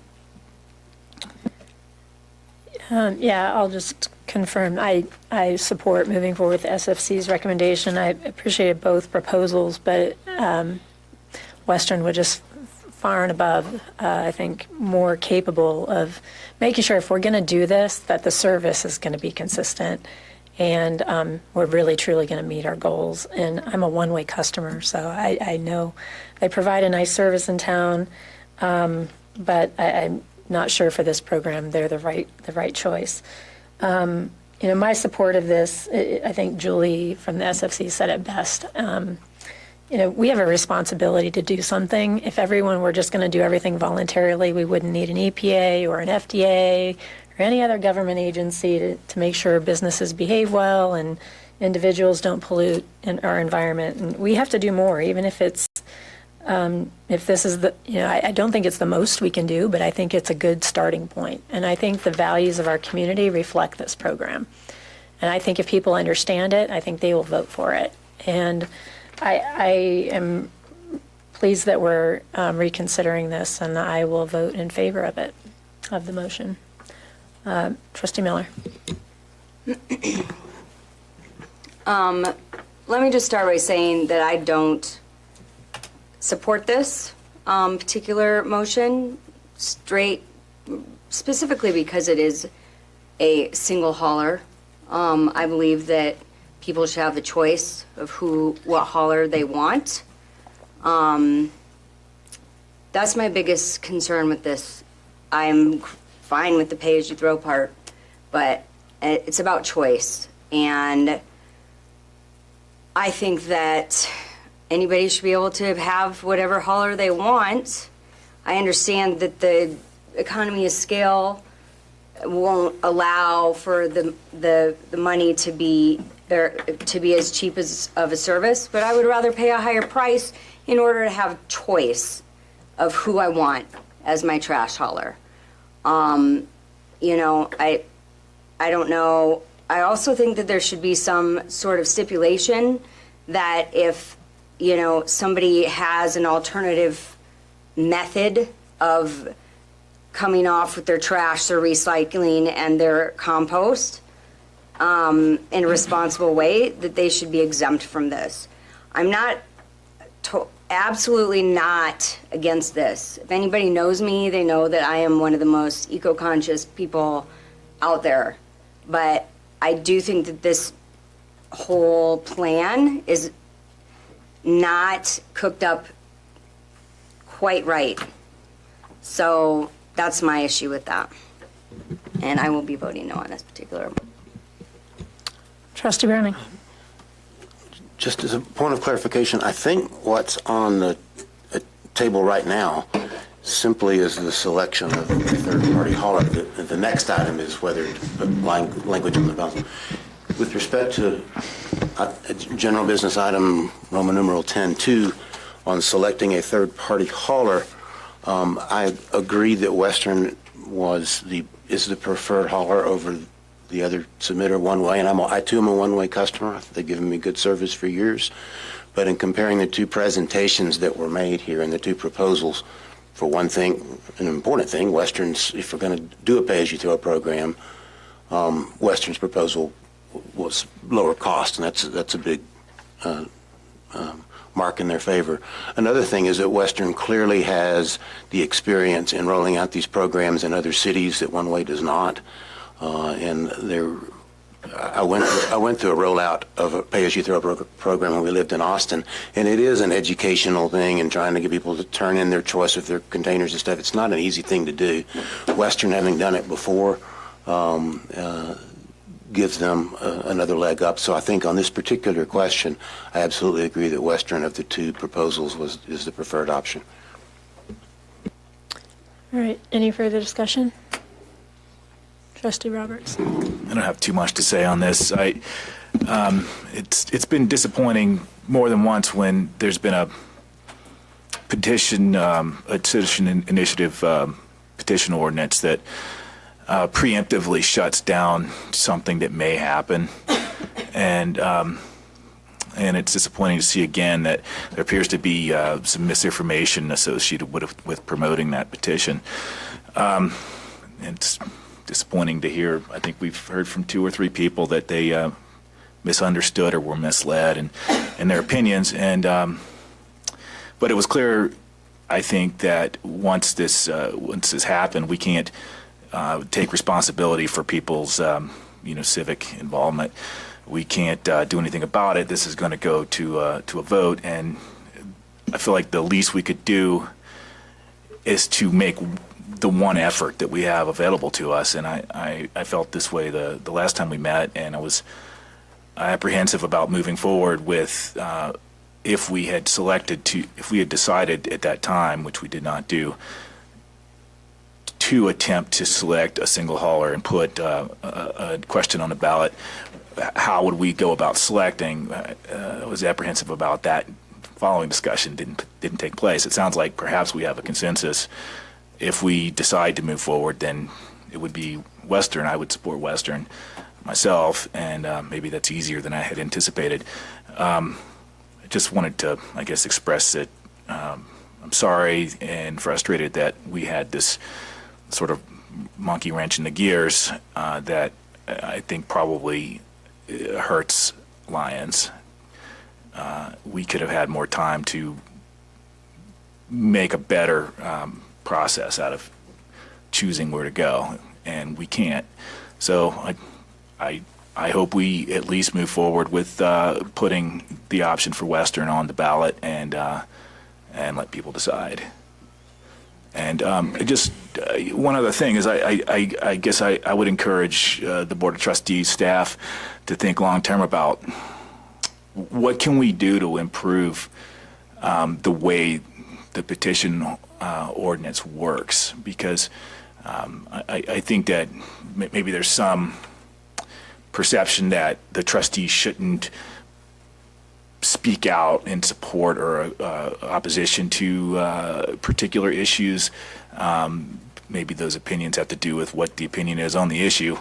But I don't know where we should be on expressing or lobbying or in opposition to or support of a petition ordinance before or after it's been initiated, but it seems to really trip us up every time it happens. And I guess to a degree, there's just a chaos in democracy that people make mistakes, they don't educate themselves, they don't understand how their government works, and I just encourage us to think about, and perhaps we can identify ways we can improve our future possible upending petition ordinances. Thank you. All right. If there's no further discussion, I'll call for the vote. And just one point of clarification here, that the vote on the motion here will have to be ratified with a future resolution. There's no resolution before you tonight. And I presume that will be part of also agreeing to the contract with the selected hauler. Yeah, just for clarification, all we're doing is giving staff direction tonight to pursue a contract and bring us back a resolution formally selecting Western as our choice for the pay-as-you-throw program. Yep. And I just wanted to make that clear for the audience here tonight and is watching on TV that this is not formally contract with the hauler. It's just simply to direct staff to do so. Yep. All right, thank you. I'll call for the vote. And the motion approves 6-1. Thank you. Okay, the next question is the separate question of whether we want to direct staff to also draft ballot language to include authorization from the voters of Lyons to contract with a third party to provide residential trash services and charge fees for providing the services. Essentially, what we're doing is kind of acquiescing to the petition, even though the petition doesn't bind us to that currently.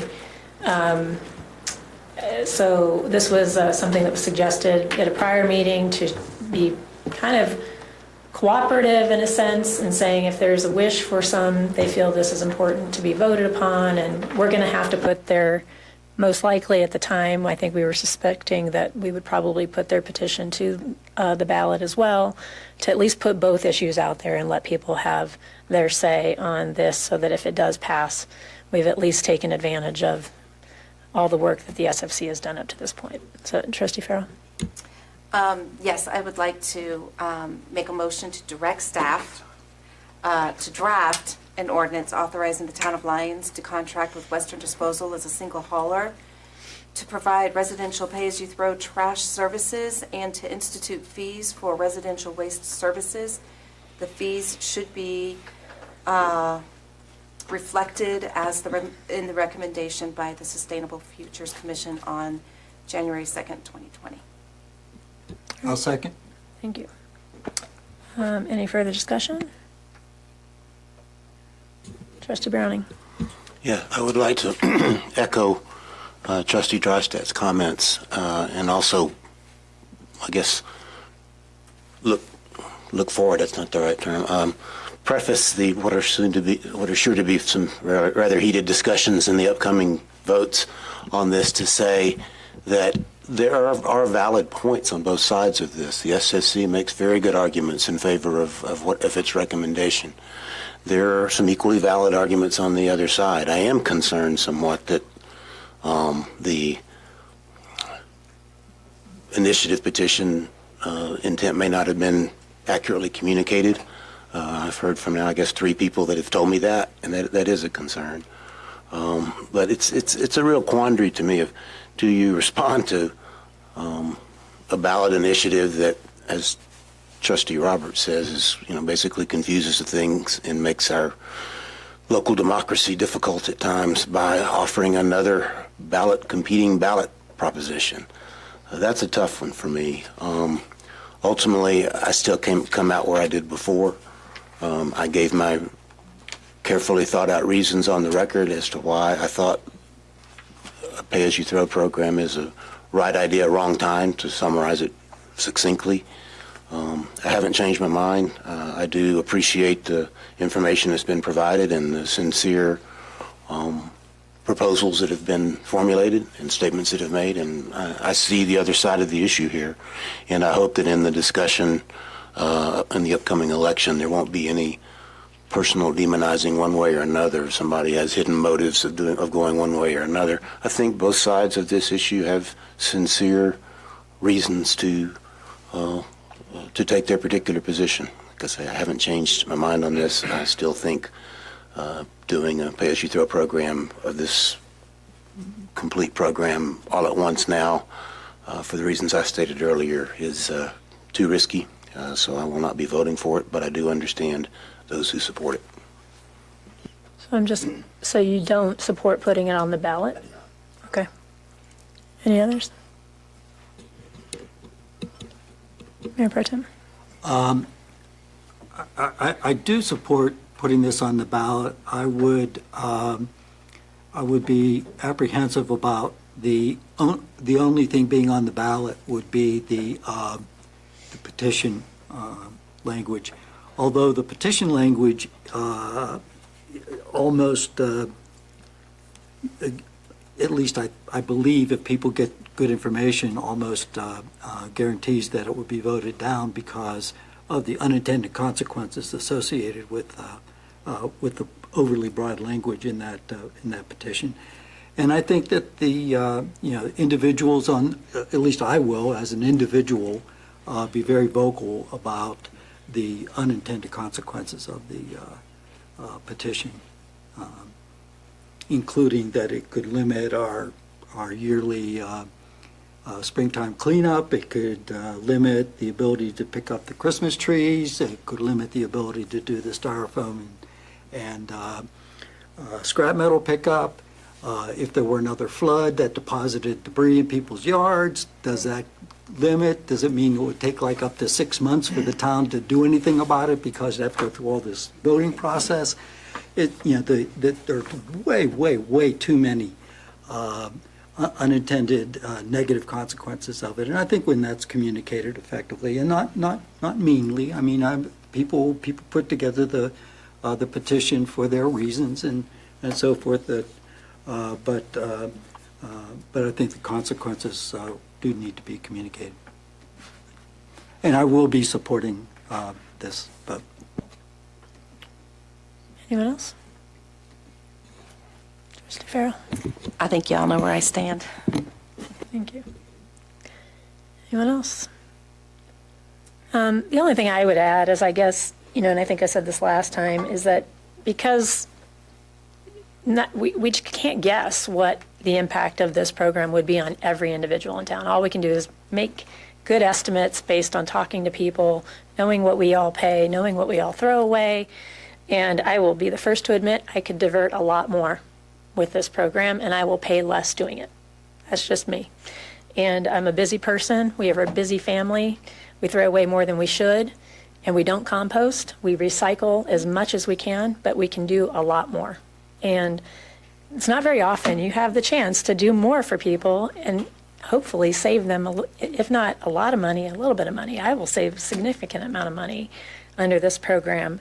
And I think when people have the opportunity to kind of say, actually, this will save me money and I can get more services, I hope they will vote for it. I mean, I think the other, thing to consider is we don't necessarily have to put this to the ballot, but knowing that we have a petition going on the ballot, I think it would appear that we're ramrodding something down to the voters, but knowing that some people want the opportunity to vote on it. So I think that this is a really fair way to allow every individual household to evaluate it on its merits and make an individual decision. And this is just one of those decisions that I don't think we can make because we can't have all the information. And so I do think it will come down to making sure people are well informed and understand the details of both of these proposals. But I think it's the right thing to do to put this on the ballot. And I hope the public will feel that the board was more than fair by doing so if we vote for it. I will be voting in favor. So if there aren't any other comments, I'll go ahead and call for the vote.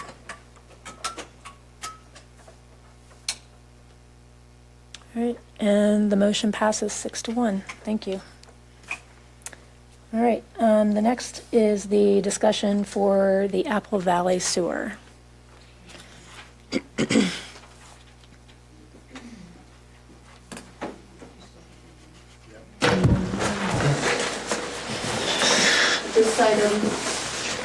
Female Benson, testifying trustee firms. Right, there was a request, I guess, to discuss or review I don't know if it was specifically the report that was done to include Apple Valley and the South St. Vrain in the Lyons wastewater system. So there was a study, let me pull it up. It doesn't look like you guys got the cover memo on this, but there was a cover memo. And in November of 2016, JUB engineers had done a sewer system expansion feasibility study.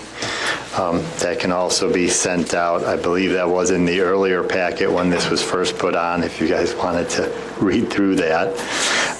The Utility and Engineering Board had reviewed that back in 2016, and the UEB did agree with the recommendations to do an upgrade to the Eagle Canyon lift station because one of the pumps had recently failed and had to be replaced.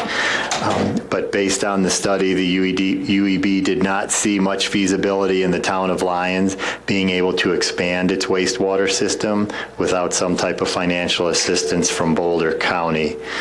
It would be significant costs to try to get sewer to Apple Valley and the South St. Vrain areas.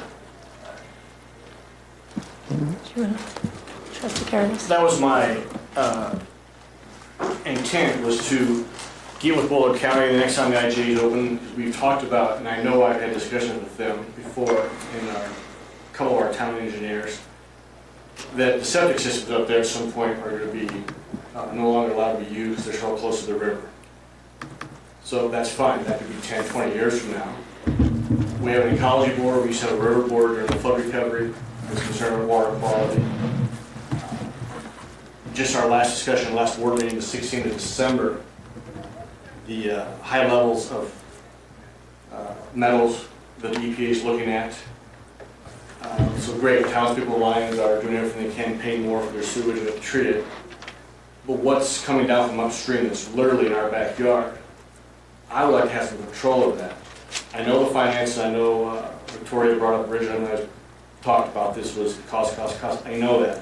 But the sooner we start the discussion with Boulder County, get the state involved, and even the feds, get money, begin that process the next time we discuss with Boulder County in the next couple of years, get ahead of it, because what happens 5 years from now, state of Colorado decides, it's a problem having septic systems that close to the river. It gives us 18 months to fix it with Apple Valley. Do we have the staff actually to go out and get those kind of funds that could take several years to go out and find?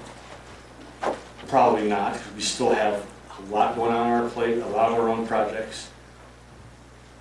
I'm not asking that we discuss it in great detail, that we find a way to pay for it, find other ways to pay for it, and to assist those on the north side who will have to, most likely, when this occurs. It's not a matter of, at some point in time, it's going to happen.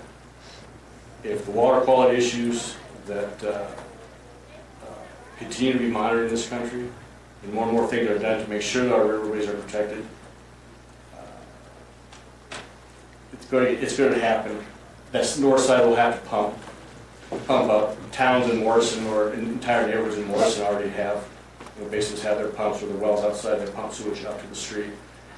I don't think they should have to pay for it. I don't think we should have to pay for it. I would like to begin that process, find ways to get it paid for and get it done. I've personally seen what inadequately taken care of septic systems can do to a lake, a pond, or a river.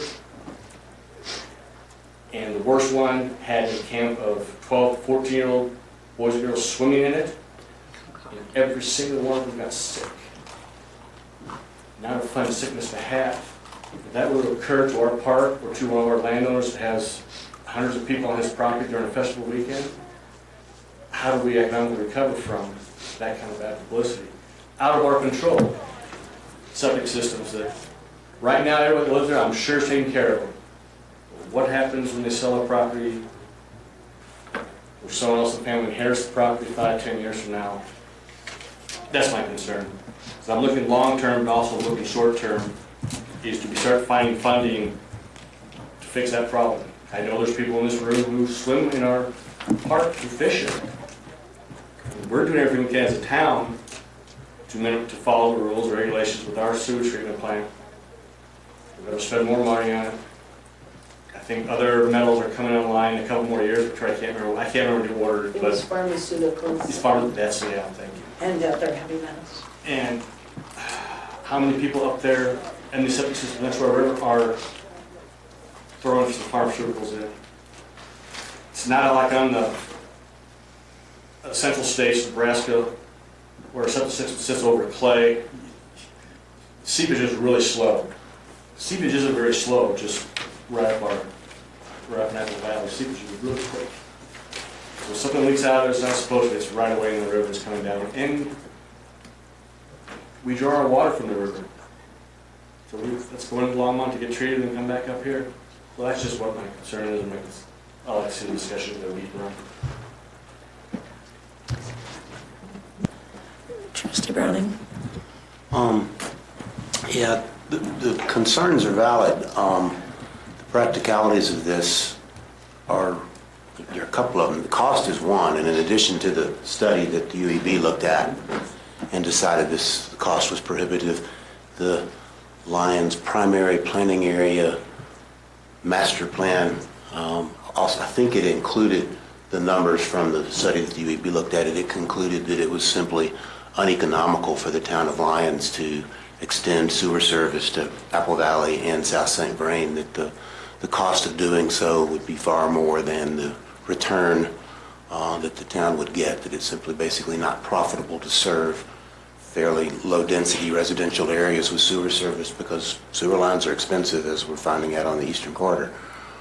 Even if the money problem were solved, I was looking for it and couldn't find it in the code. Isn't it the case that we're not allowed to, under our code, to extend utility services beyond our municipal boundaries?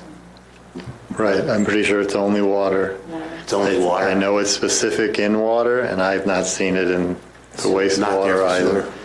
Okay, all right. I knew it was there for water. I was looking for it in sewer, and I didn't have time to look at it.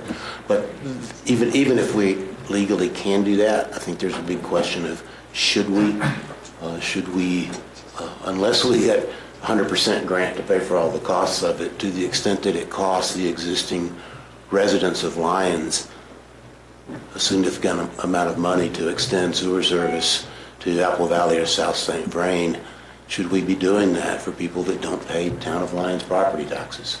That to me is a pretty big step to, we have a great difficulty managing our existing wastewater service for our current town residents to think about taking the step of serving people outside of city limits. That's a tough one for me. So the concerns are certainly valid. The practicalities of getting this done, I think, at least for the foreseeable future, as far as I can see, probably preclude it. And I think the UEB's conclusion that it was not something that would be in the town's economic interest to do is a correct conclusion. Yeah, I would agree the economics aren't there, but I think what the town could probably do is in the IGA with Boulder County require that Boulder County explore funding for it. And I don't think it hurts to have that as a statement in the next IGA. So when the next IGA gets negotiated, I think you could say, should funding become available, that could reduce septic systems, septic contamination to the river, that they are, should explore those opportunities. I think that it's a good thing to keep on their radar and say this is something that can improve our water quality, it can improve our resiliency from a flood damage perspective.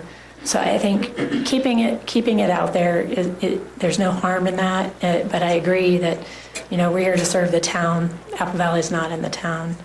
I don't think we have so many infrastructure needs of our own. We need to prioritize those. But it's, technically Boulder County's responsibility, and we can remind them of that. Trustee Roberts. A question directed to Administrator Simonson. Are you looking for specific direction from us? Is there? No, it was actually Trustee Okay, Sherritt's just to be clear. Okay. So I lived in the county east of here for 9 years, 25 years ago, beginning, and it seemed to be sort of a general understanding amongst residents of the county that the county, perhaps the state, perhaps federal authorities would like to see us all come into a municipal wastewater treatment at some point in the future, and that was where I live. That wouldn't have been practical, but Apple Valley is it's possible, and we also, you know, that I guess that at least some of those properties would be eligible to annex, in which case, what situation does that put us in? We're obliged to provide utilities, right? Well, it would depend on your annexation agreement with the party. That right now, you have agreements with some of the folks that are on our water up on JJ Road that say, if and when we ask you to annex, you will not like that. So, there are some state laws that say if when you're within so many feet of a municipal sewer system, you must connect. And that's how they do that. So if you were to start an annexation it may then generate some other folks to come on. But the density between lots there is so great in several places that I don't think we'd meet that requirement. But certainly, you know, the extra residential discharge would help our system. However, I think you'd have to have a study on, does the revenue they generate enough to maintain a line of that line too, and economically. So, but I don't doubt that there could be future funding to do this project. I think that's possible if we work with the county and really, you know, if it's not something that has to be done right now. It's something that could come up again, especially if we have another, not if, when we have another major event, you know, and the systems are compromised. And we could potentially see the county making some types of steps to encourage the residents, well, to encourage the residents to annex and connect it one way or the other, whether they would be willing to accompany that with some funding.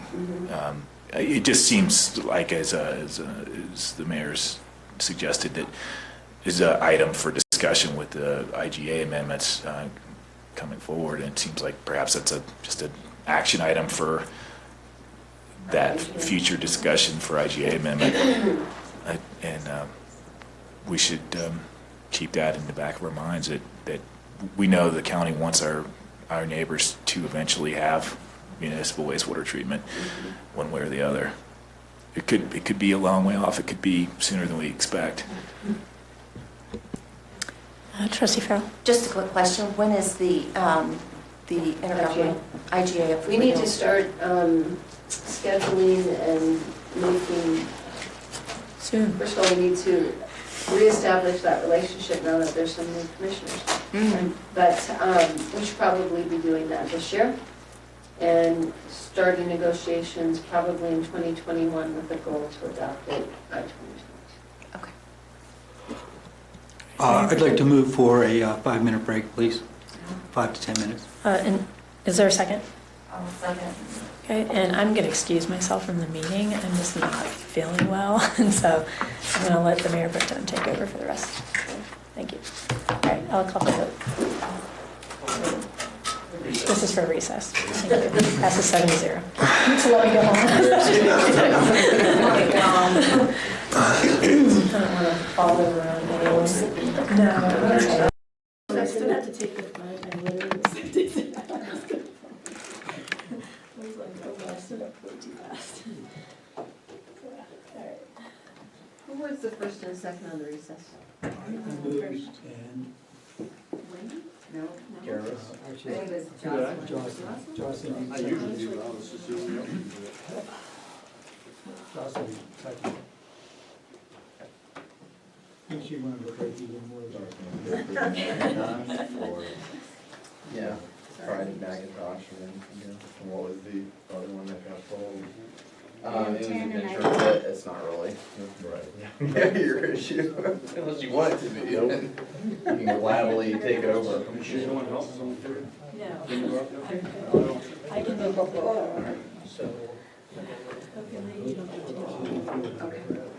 Okay.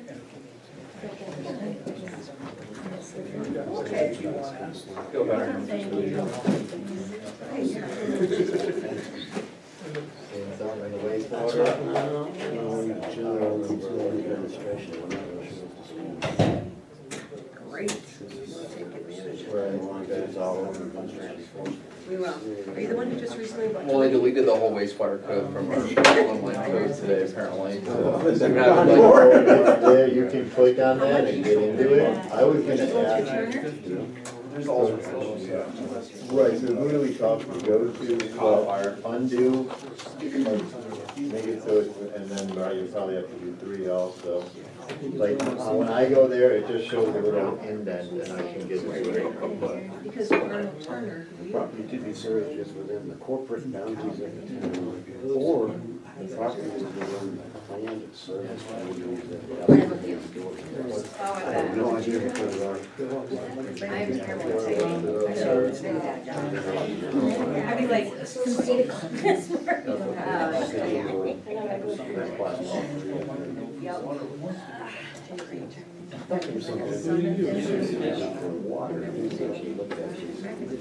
So when they codified the code, they messed up a whole bunch of stuff. We've been trying to work with the codified or re-put stuff, and they took out that section about, this is not the official code, it's just, the official code is different from what I remember some other context recently, we looked at the water. Oh, I know what it was. We were talking about the people that wanted to figure out fire suppression tax. We just changed that, yeah. And so when we did that, we were talking about you can't have water service outside town. There's what you answer because they were grandfathered. right, and they get a greater tax. oh, I didn't even.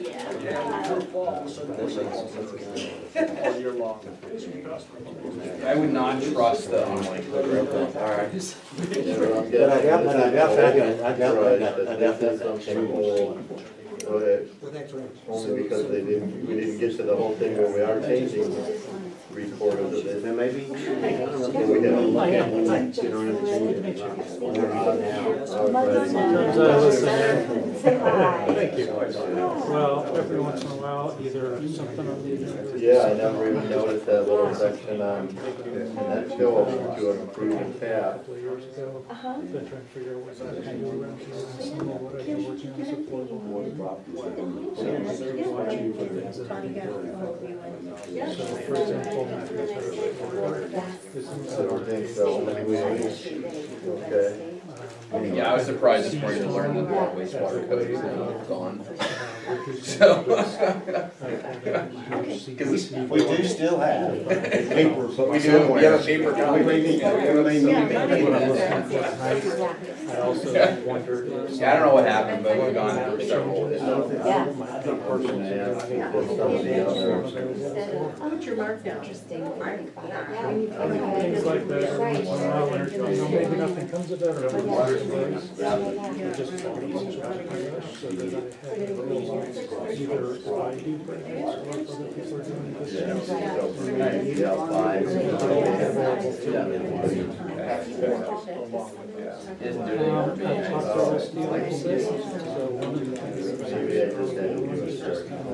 Yeah, I think you just sort of find it. No one's gonna be able to find it. Right, I was gonna ask, right, why did that you can make it pop up? Talking about fire.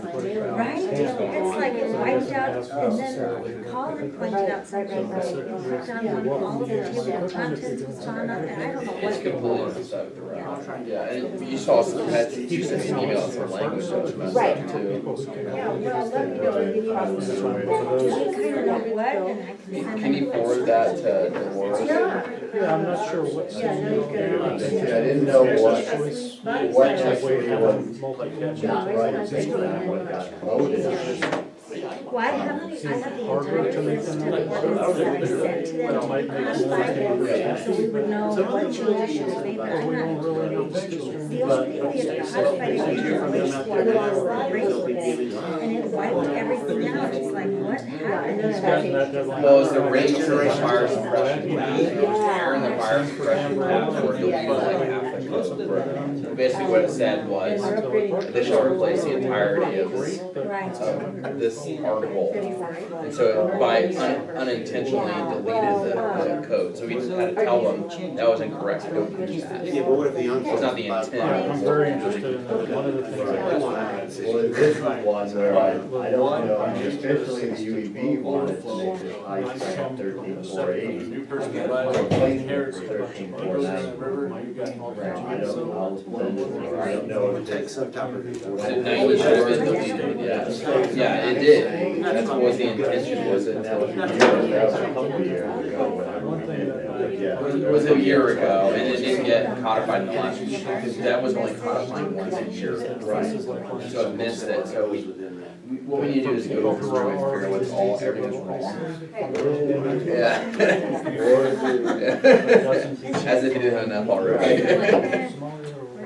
But we've noticed a whole number of. I was gonna ask if we would get some prayer, if we just had to wait, like, say, till next year. No, we're working on it, fire, because we've already identified lots of issues. I'll send them to Laura's, and just so I know I've already looked at it, and afterward. Yeah, that one should replace, that was what it said, and the order was going to and then renumber. But I can help you. there's been several issues of that nature. Who made that decision? Figured out how to. Always something. We're going, Jocelyn, we're going. I built a bunch of things. We're going. So do they not want to really, I wonder why we didn't do this. That'd be great. Okay. Thanks. Wastewater and general business, just to do discussion now rather than the whole. He's coming first, one. And how it got noticed. I thought.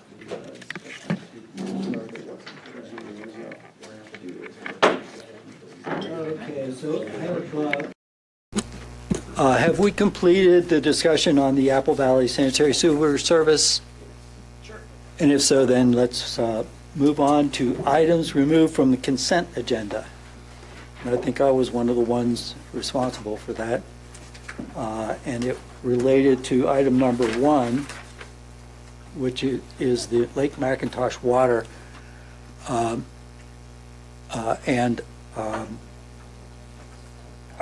just ask this for sort of a interest level, and then I'll make it into a motion if people seem to be reasonably. And it's just simply to add a whereas clause that says the Board of Trustees intends that any purchaser of water shares be informed of potential assessments, restrictions, limitations, and foreseeable risks prior to purchase. I would suggest we do that on second reading as an amendment. Okay, so it was, okay, yeah. Because this is simply to move it on to a public hearing. And then if you want any substantive changes, I would recommend doing on second reading. Okay. Then I'll withdraw.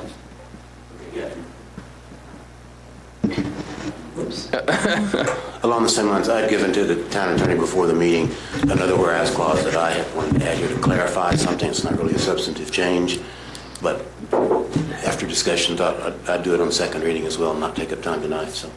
Yep, happy to do it that way. Okay.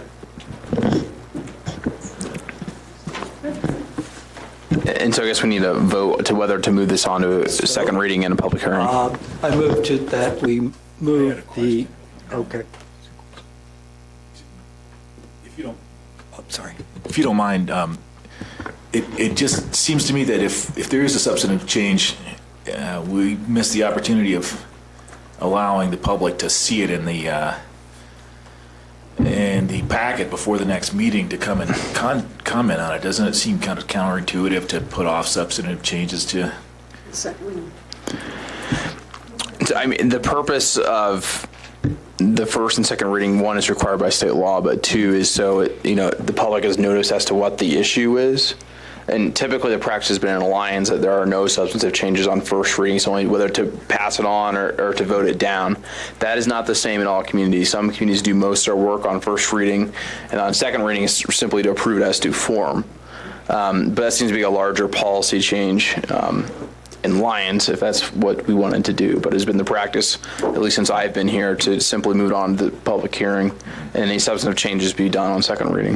Thank you. I just wanted to bring that up, as it's struck me a number of times as counterintuitive to you. Yeah, I guess we've done it both ways, and if that's a change the board wants to make in the future, that's something we could definitely look into. But I've seen it both ways all across Colorado, so. But a change like this that's not necessarily substantive, is it something that we could, for example, email to you? Yeah, feel free to email it to me and then raise it as an amendment. That way we have the language ready to go, as Trustee Browning's already done and many of you have done in the past. But I think it would require a motion and amendment to the ordinance itself. And it's just been the practice here not to do that on first reading. I think if the board wants to change that practice, we should probably vote on it as a board. Perhaps amend our legislative policies for the next term. You could, yes. Probably best wait. Yeah, right. Thank you. Having said that, I move for approval on first reading of the Lake McIntosh water.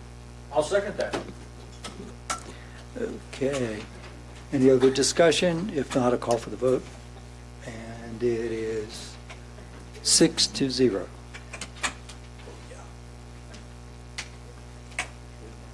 Okay, what was the other removal?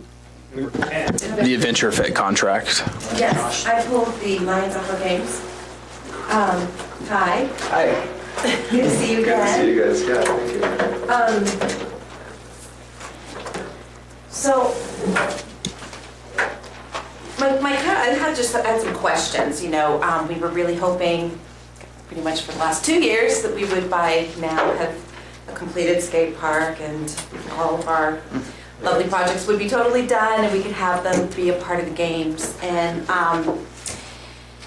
it's hard to know, isn't it, at this point? And so part of me was hoping, could we somehow work out getting access, and then Tracy kind of made a comment that sounds like perhaps we could have access to the ponds, except for maybe one area that we could then do something in the ponds as an activity. And then I wanted to kind of just double check in about the kayakers and just talk about the water coming down and the timing of that. And then the skate park in Victoria, and Kim and I, we talked a little bit briefly about it, but any idea that is, there's just no way to predict, I guess, that could be available as a... The skate park? Uh-huh. Oh, it should be available. So, and then you sent me a note, but I did read it, but I thought we could talk about that too. It's just that, what would be the opportunity or even a chance that you could add an event at the skate park of some sort? In the ponds? And then perhaps something in the ponds. Well, I guess, first off, I think ideally we could utilize the whole park for everything that it's meant to be. And the dog park, where everything is set to be right now, would turn into overflow parking, or primary parking, really. And in doing that, everything would move down towards the skate park, where all the grass is being set and everything right now. With the budget we have right now for the dirt jump contest, that's right next to everything. We wouldn't have a ton to use for a skate park or even BMX bikes in that area. Right. Potentially, though, we could work with an organization or a sponsor that could help make that happen. Logistically, though, I think it's important to be conscious of how we're going to be moving people from place to place. The road, it's a pretty big distance to walk from one place to the other. So ideally, with traffic flow, we want to keep everybody kind of consolidated. So I'm not saying no. I think there's just a lot up in the air as far as what the condition will look like, if we're going to be able to park. Parking revenue is also a big piece for the town. We're going to try to maximize that. So last year we were able to use some of the kind of dirt, actually the year before, we were able to use some of the dirt construction area for additional parking, like at least 100 more cars. So, between the day, that's $1,000, So it's really, until the park is complete, it's really difficult to be able to commit to anything else like that. But ideally, I have a vision for, this amazing festival, 10,000 people, really. I mean, I think it can accommodate it. And it's amazing to have so many different pieces all right there in the park, and have close access to the river and everything. I'd love to see Liver and Johnson Park being used, and ultimately, if we have that many people in town, I think we can kind of spread it over. But I think at this point, the program that we have outlined for the different events, I think would be pretty similar to what we had last year. Okay.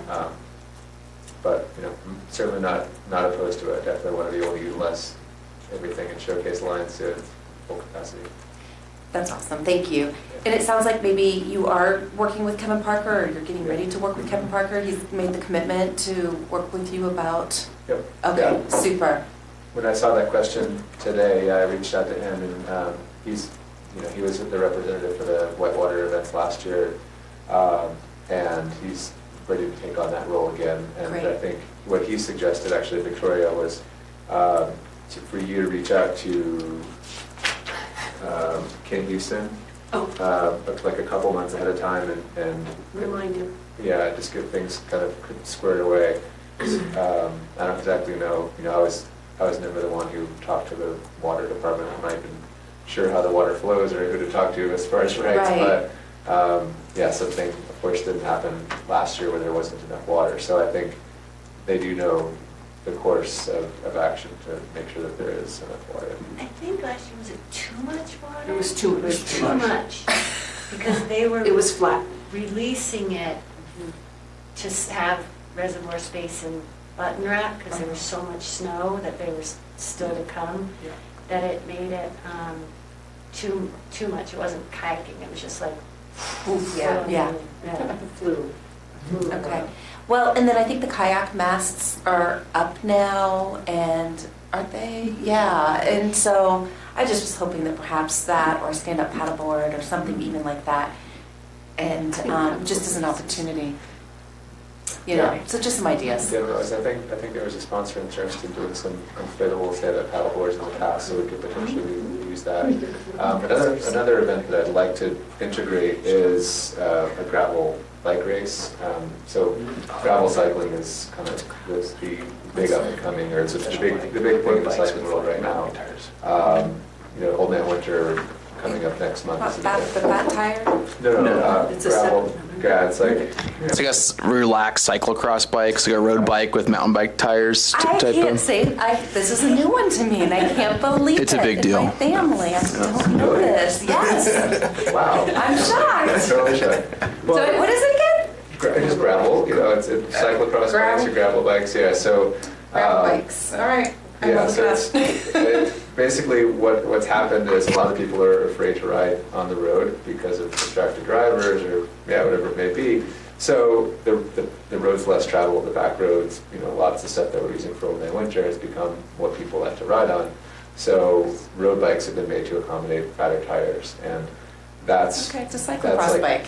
Yeah, very similar to a cross bike. It's usually more relaxed geometry, so Yeah. it's more like an endurance bike than a race bike, like you think of a cyclocross bike. So. Okay. Some of us from the 80s that rode bikes were already doing this in gravel. It's a first sort of generation that comes around. Oh, that's not really cyclocross bike then.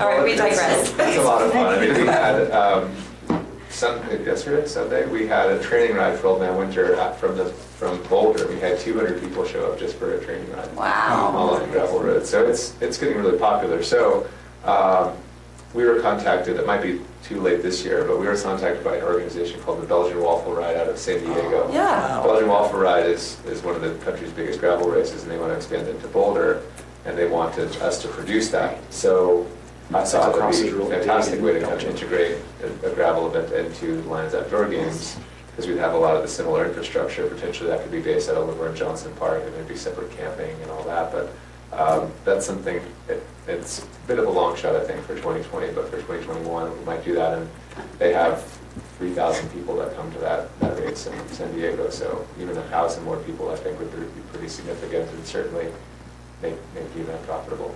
Okay.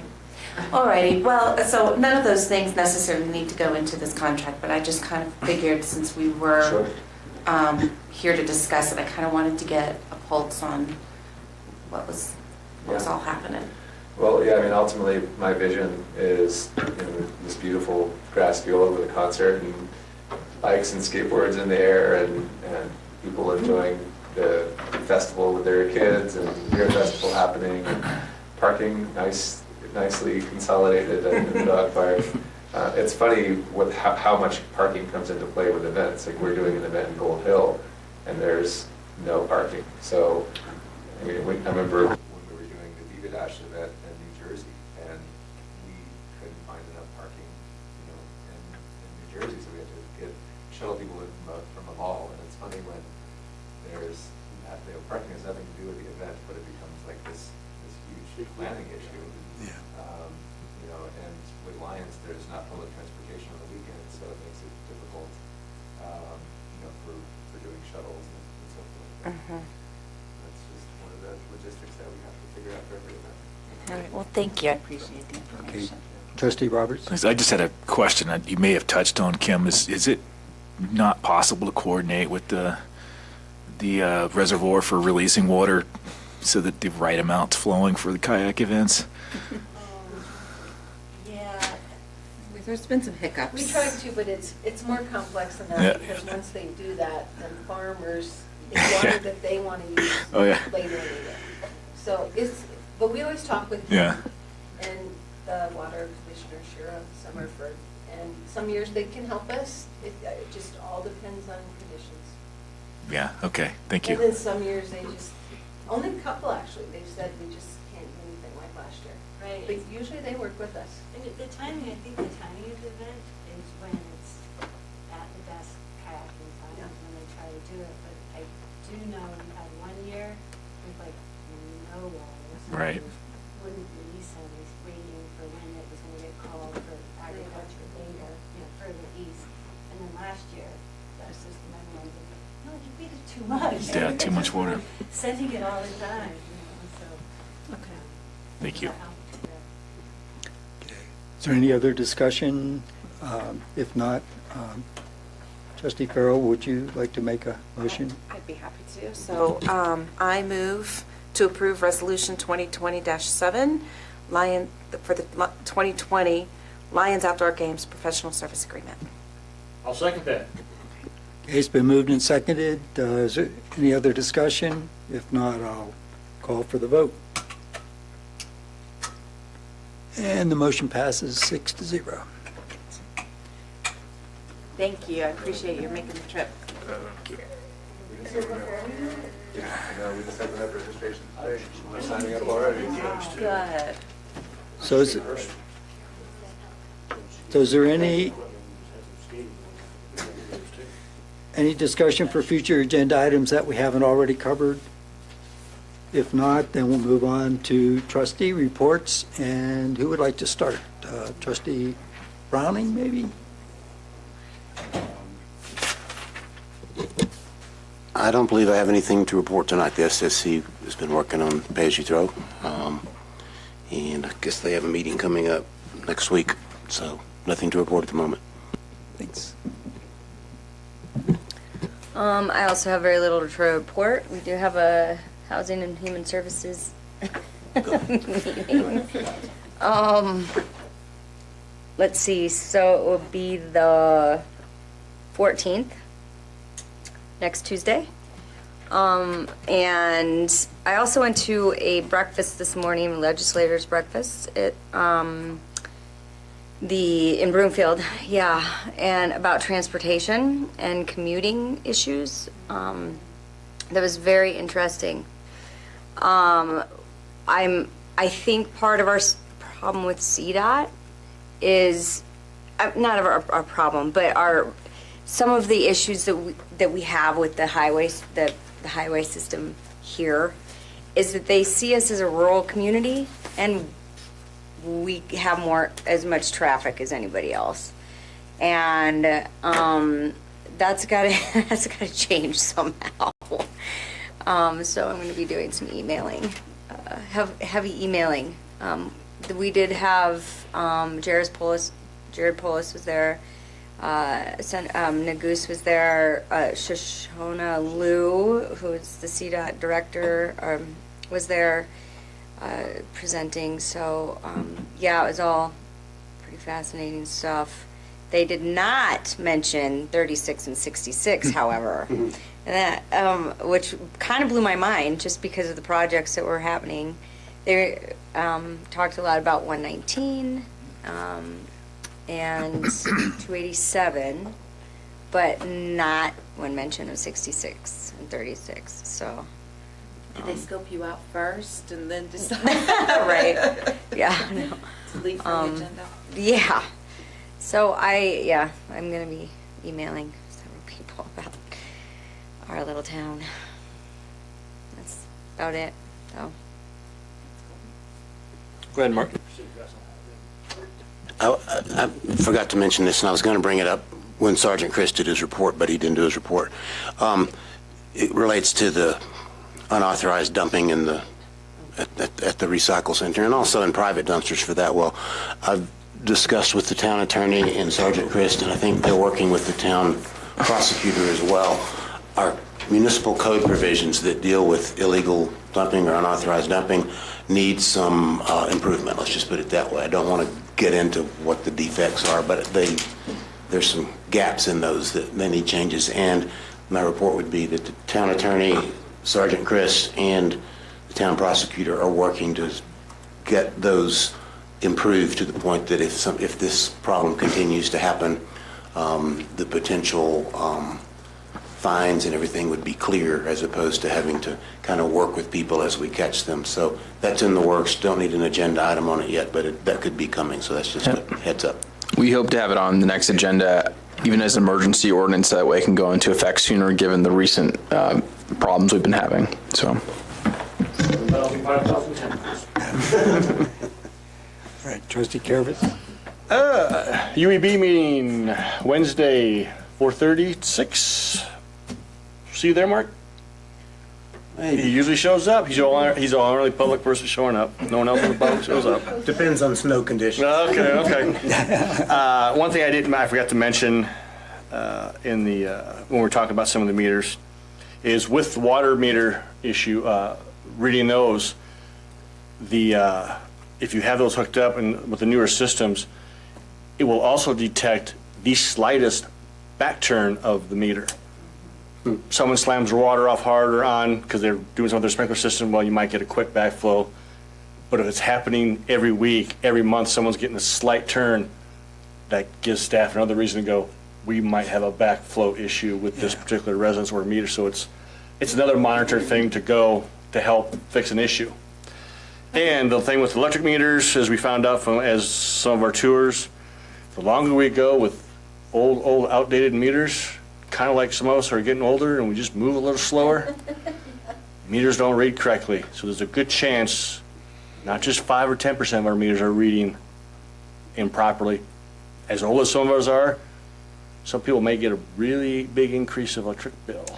Great. So that'll staff, because it's going to read properly. As the different towns we work with, or we were talking with, it's like, yeah, it's just, anything mechanical gets old, it just kind of slows down and starts to wear out. Same with me, just don't move as fast. So that could be, depending on how old some of these are, we could have.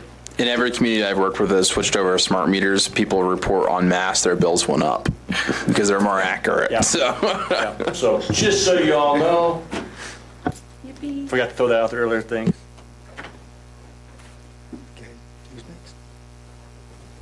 Thank you. I don't have much to report except that I see on the calendar that the EVC is meeting on the 15th at 8:30 a.m. There hasn't been any activity in a while, so that's all I have to say. What's that date? The 15th, At what time? 8:30 a.m. maybe we'll have heard something from the hotel people by then. Oh, Kim's nodding her head. Here, right here. Oh, okay. Great. Yeah, every meeting of the EVC the last 2 months, I've been out of town, so looking forward to the 15th. I'll be here. I'd like to come to So I'm next. I actually really, I don't have anything new to report. The Arts and Humanities Commission hasn't met yet this year, and it's next week. So on the 21st, hopefully we'll have something new for you. So I'm going to run for mayor. So that's it. Okay. We should mention that. Packets During are staff tomorrow. reports. Yeah. Okay. Do you want to do that real quick? Yes, trustee or mayor packets will be available first thing 8 o'clock in the morning here at Town Hall, so you can circulate for signatures. You'll only need 10. You want to get more than that just to make sure they're registered to vote, but tomorrow's the big day, And don't misrepresent, right? right? Let them know I'm running for this office, yes. You have to declare here if it's trustee or mayor. It's Lions, not Estes Park. So. Okay, I tremendously appreciated the kind of mini vacation that we've had in the last couple of weeks from meetings. It gave me a chance to lay down on my couch and empty tissue boxes. But, I actually do have something to report, and that's that the Christmas tree pickup will be going on this Friday. There will also be a styrofoam and scrap metal pickup at the same time.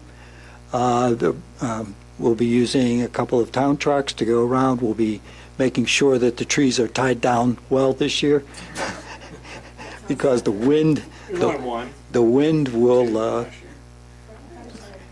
Pardon? It's Friday the 10th. And we have about 25 requests already. We anticipate there'll be trees just left out in the street that will. Yeah. Maybe So, rolling around the wind a little bit. yeah, they may be relocated from where they originated. That's all. So, would the clerk like to read the summary of action items, or the administrator?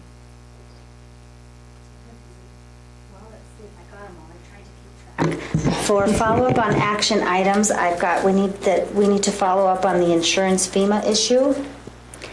We need to schedule a meeting with Summit and the state. They need to come to this meeting. Yep.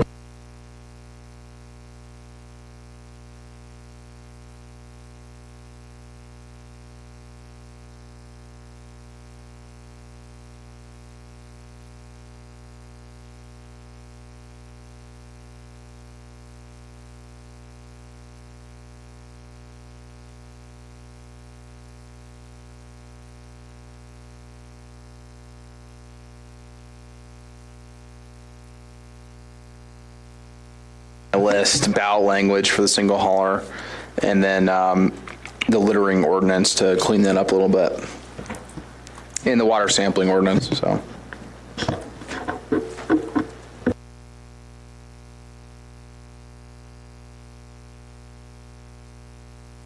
Missed it, but we want to get Summit to present to the board. Oh, you said that, okay. And approve the Head Bridge grant? Bring that forward, and it is, okay. Yeah. Okay. Kim and I are working on putting together a steering Okay. I actually am going to be meeting with a friend of mine that might, maybe I could persuade her to at least help write a grant or something. Yep, that's it. Okay. With the mayor leaving, I don't have the it's. She took it with her? I think so.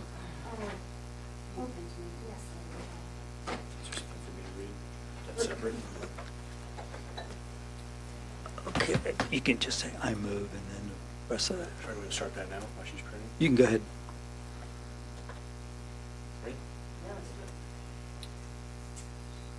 I move to go into executive session pursuant to CRS Sections 24-6-4024E and 24-6-4024B for the purpose of determining positions relative to matters that may be subject to negotiations, developing strategy for negotiations, and instructing negotiators, and for legal advice from attorneys representing the town regarding the town's energy cost savings contract with Honeywell International Incorporated for the new wastewater treatment plant.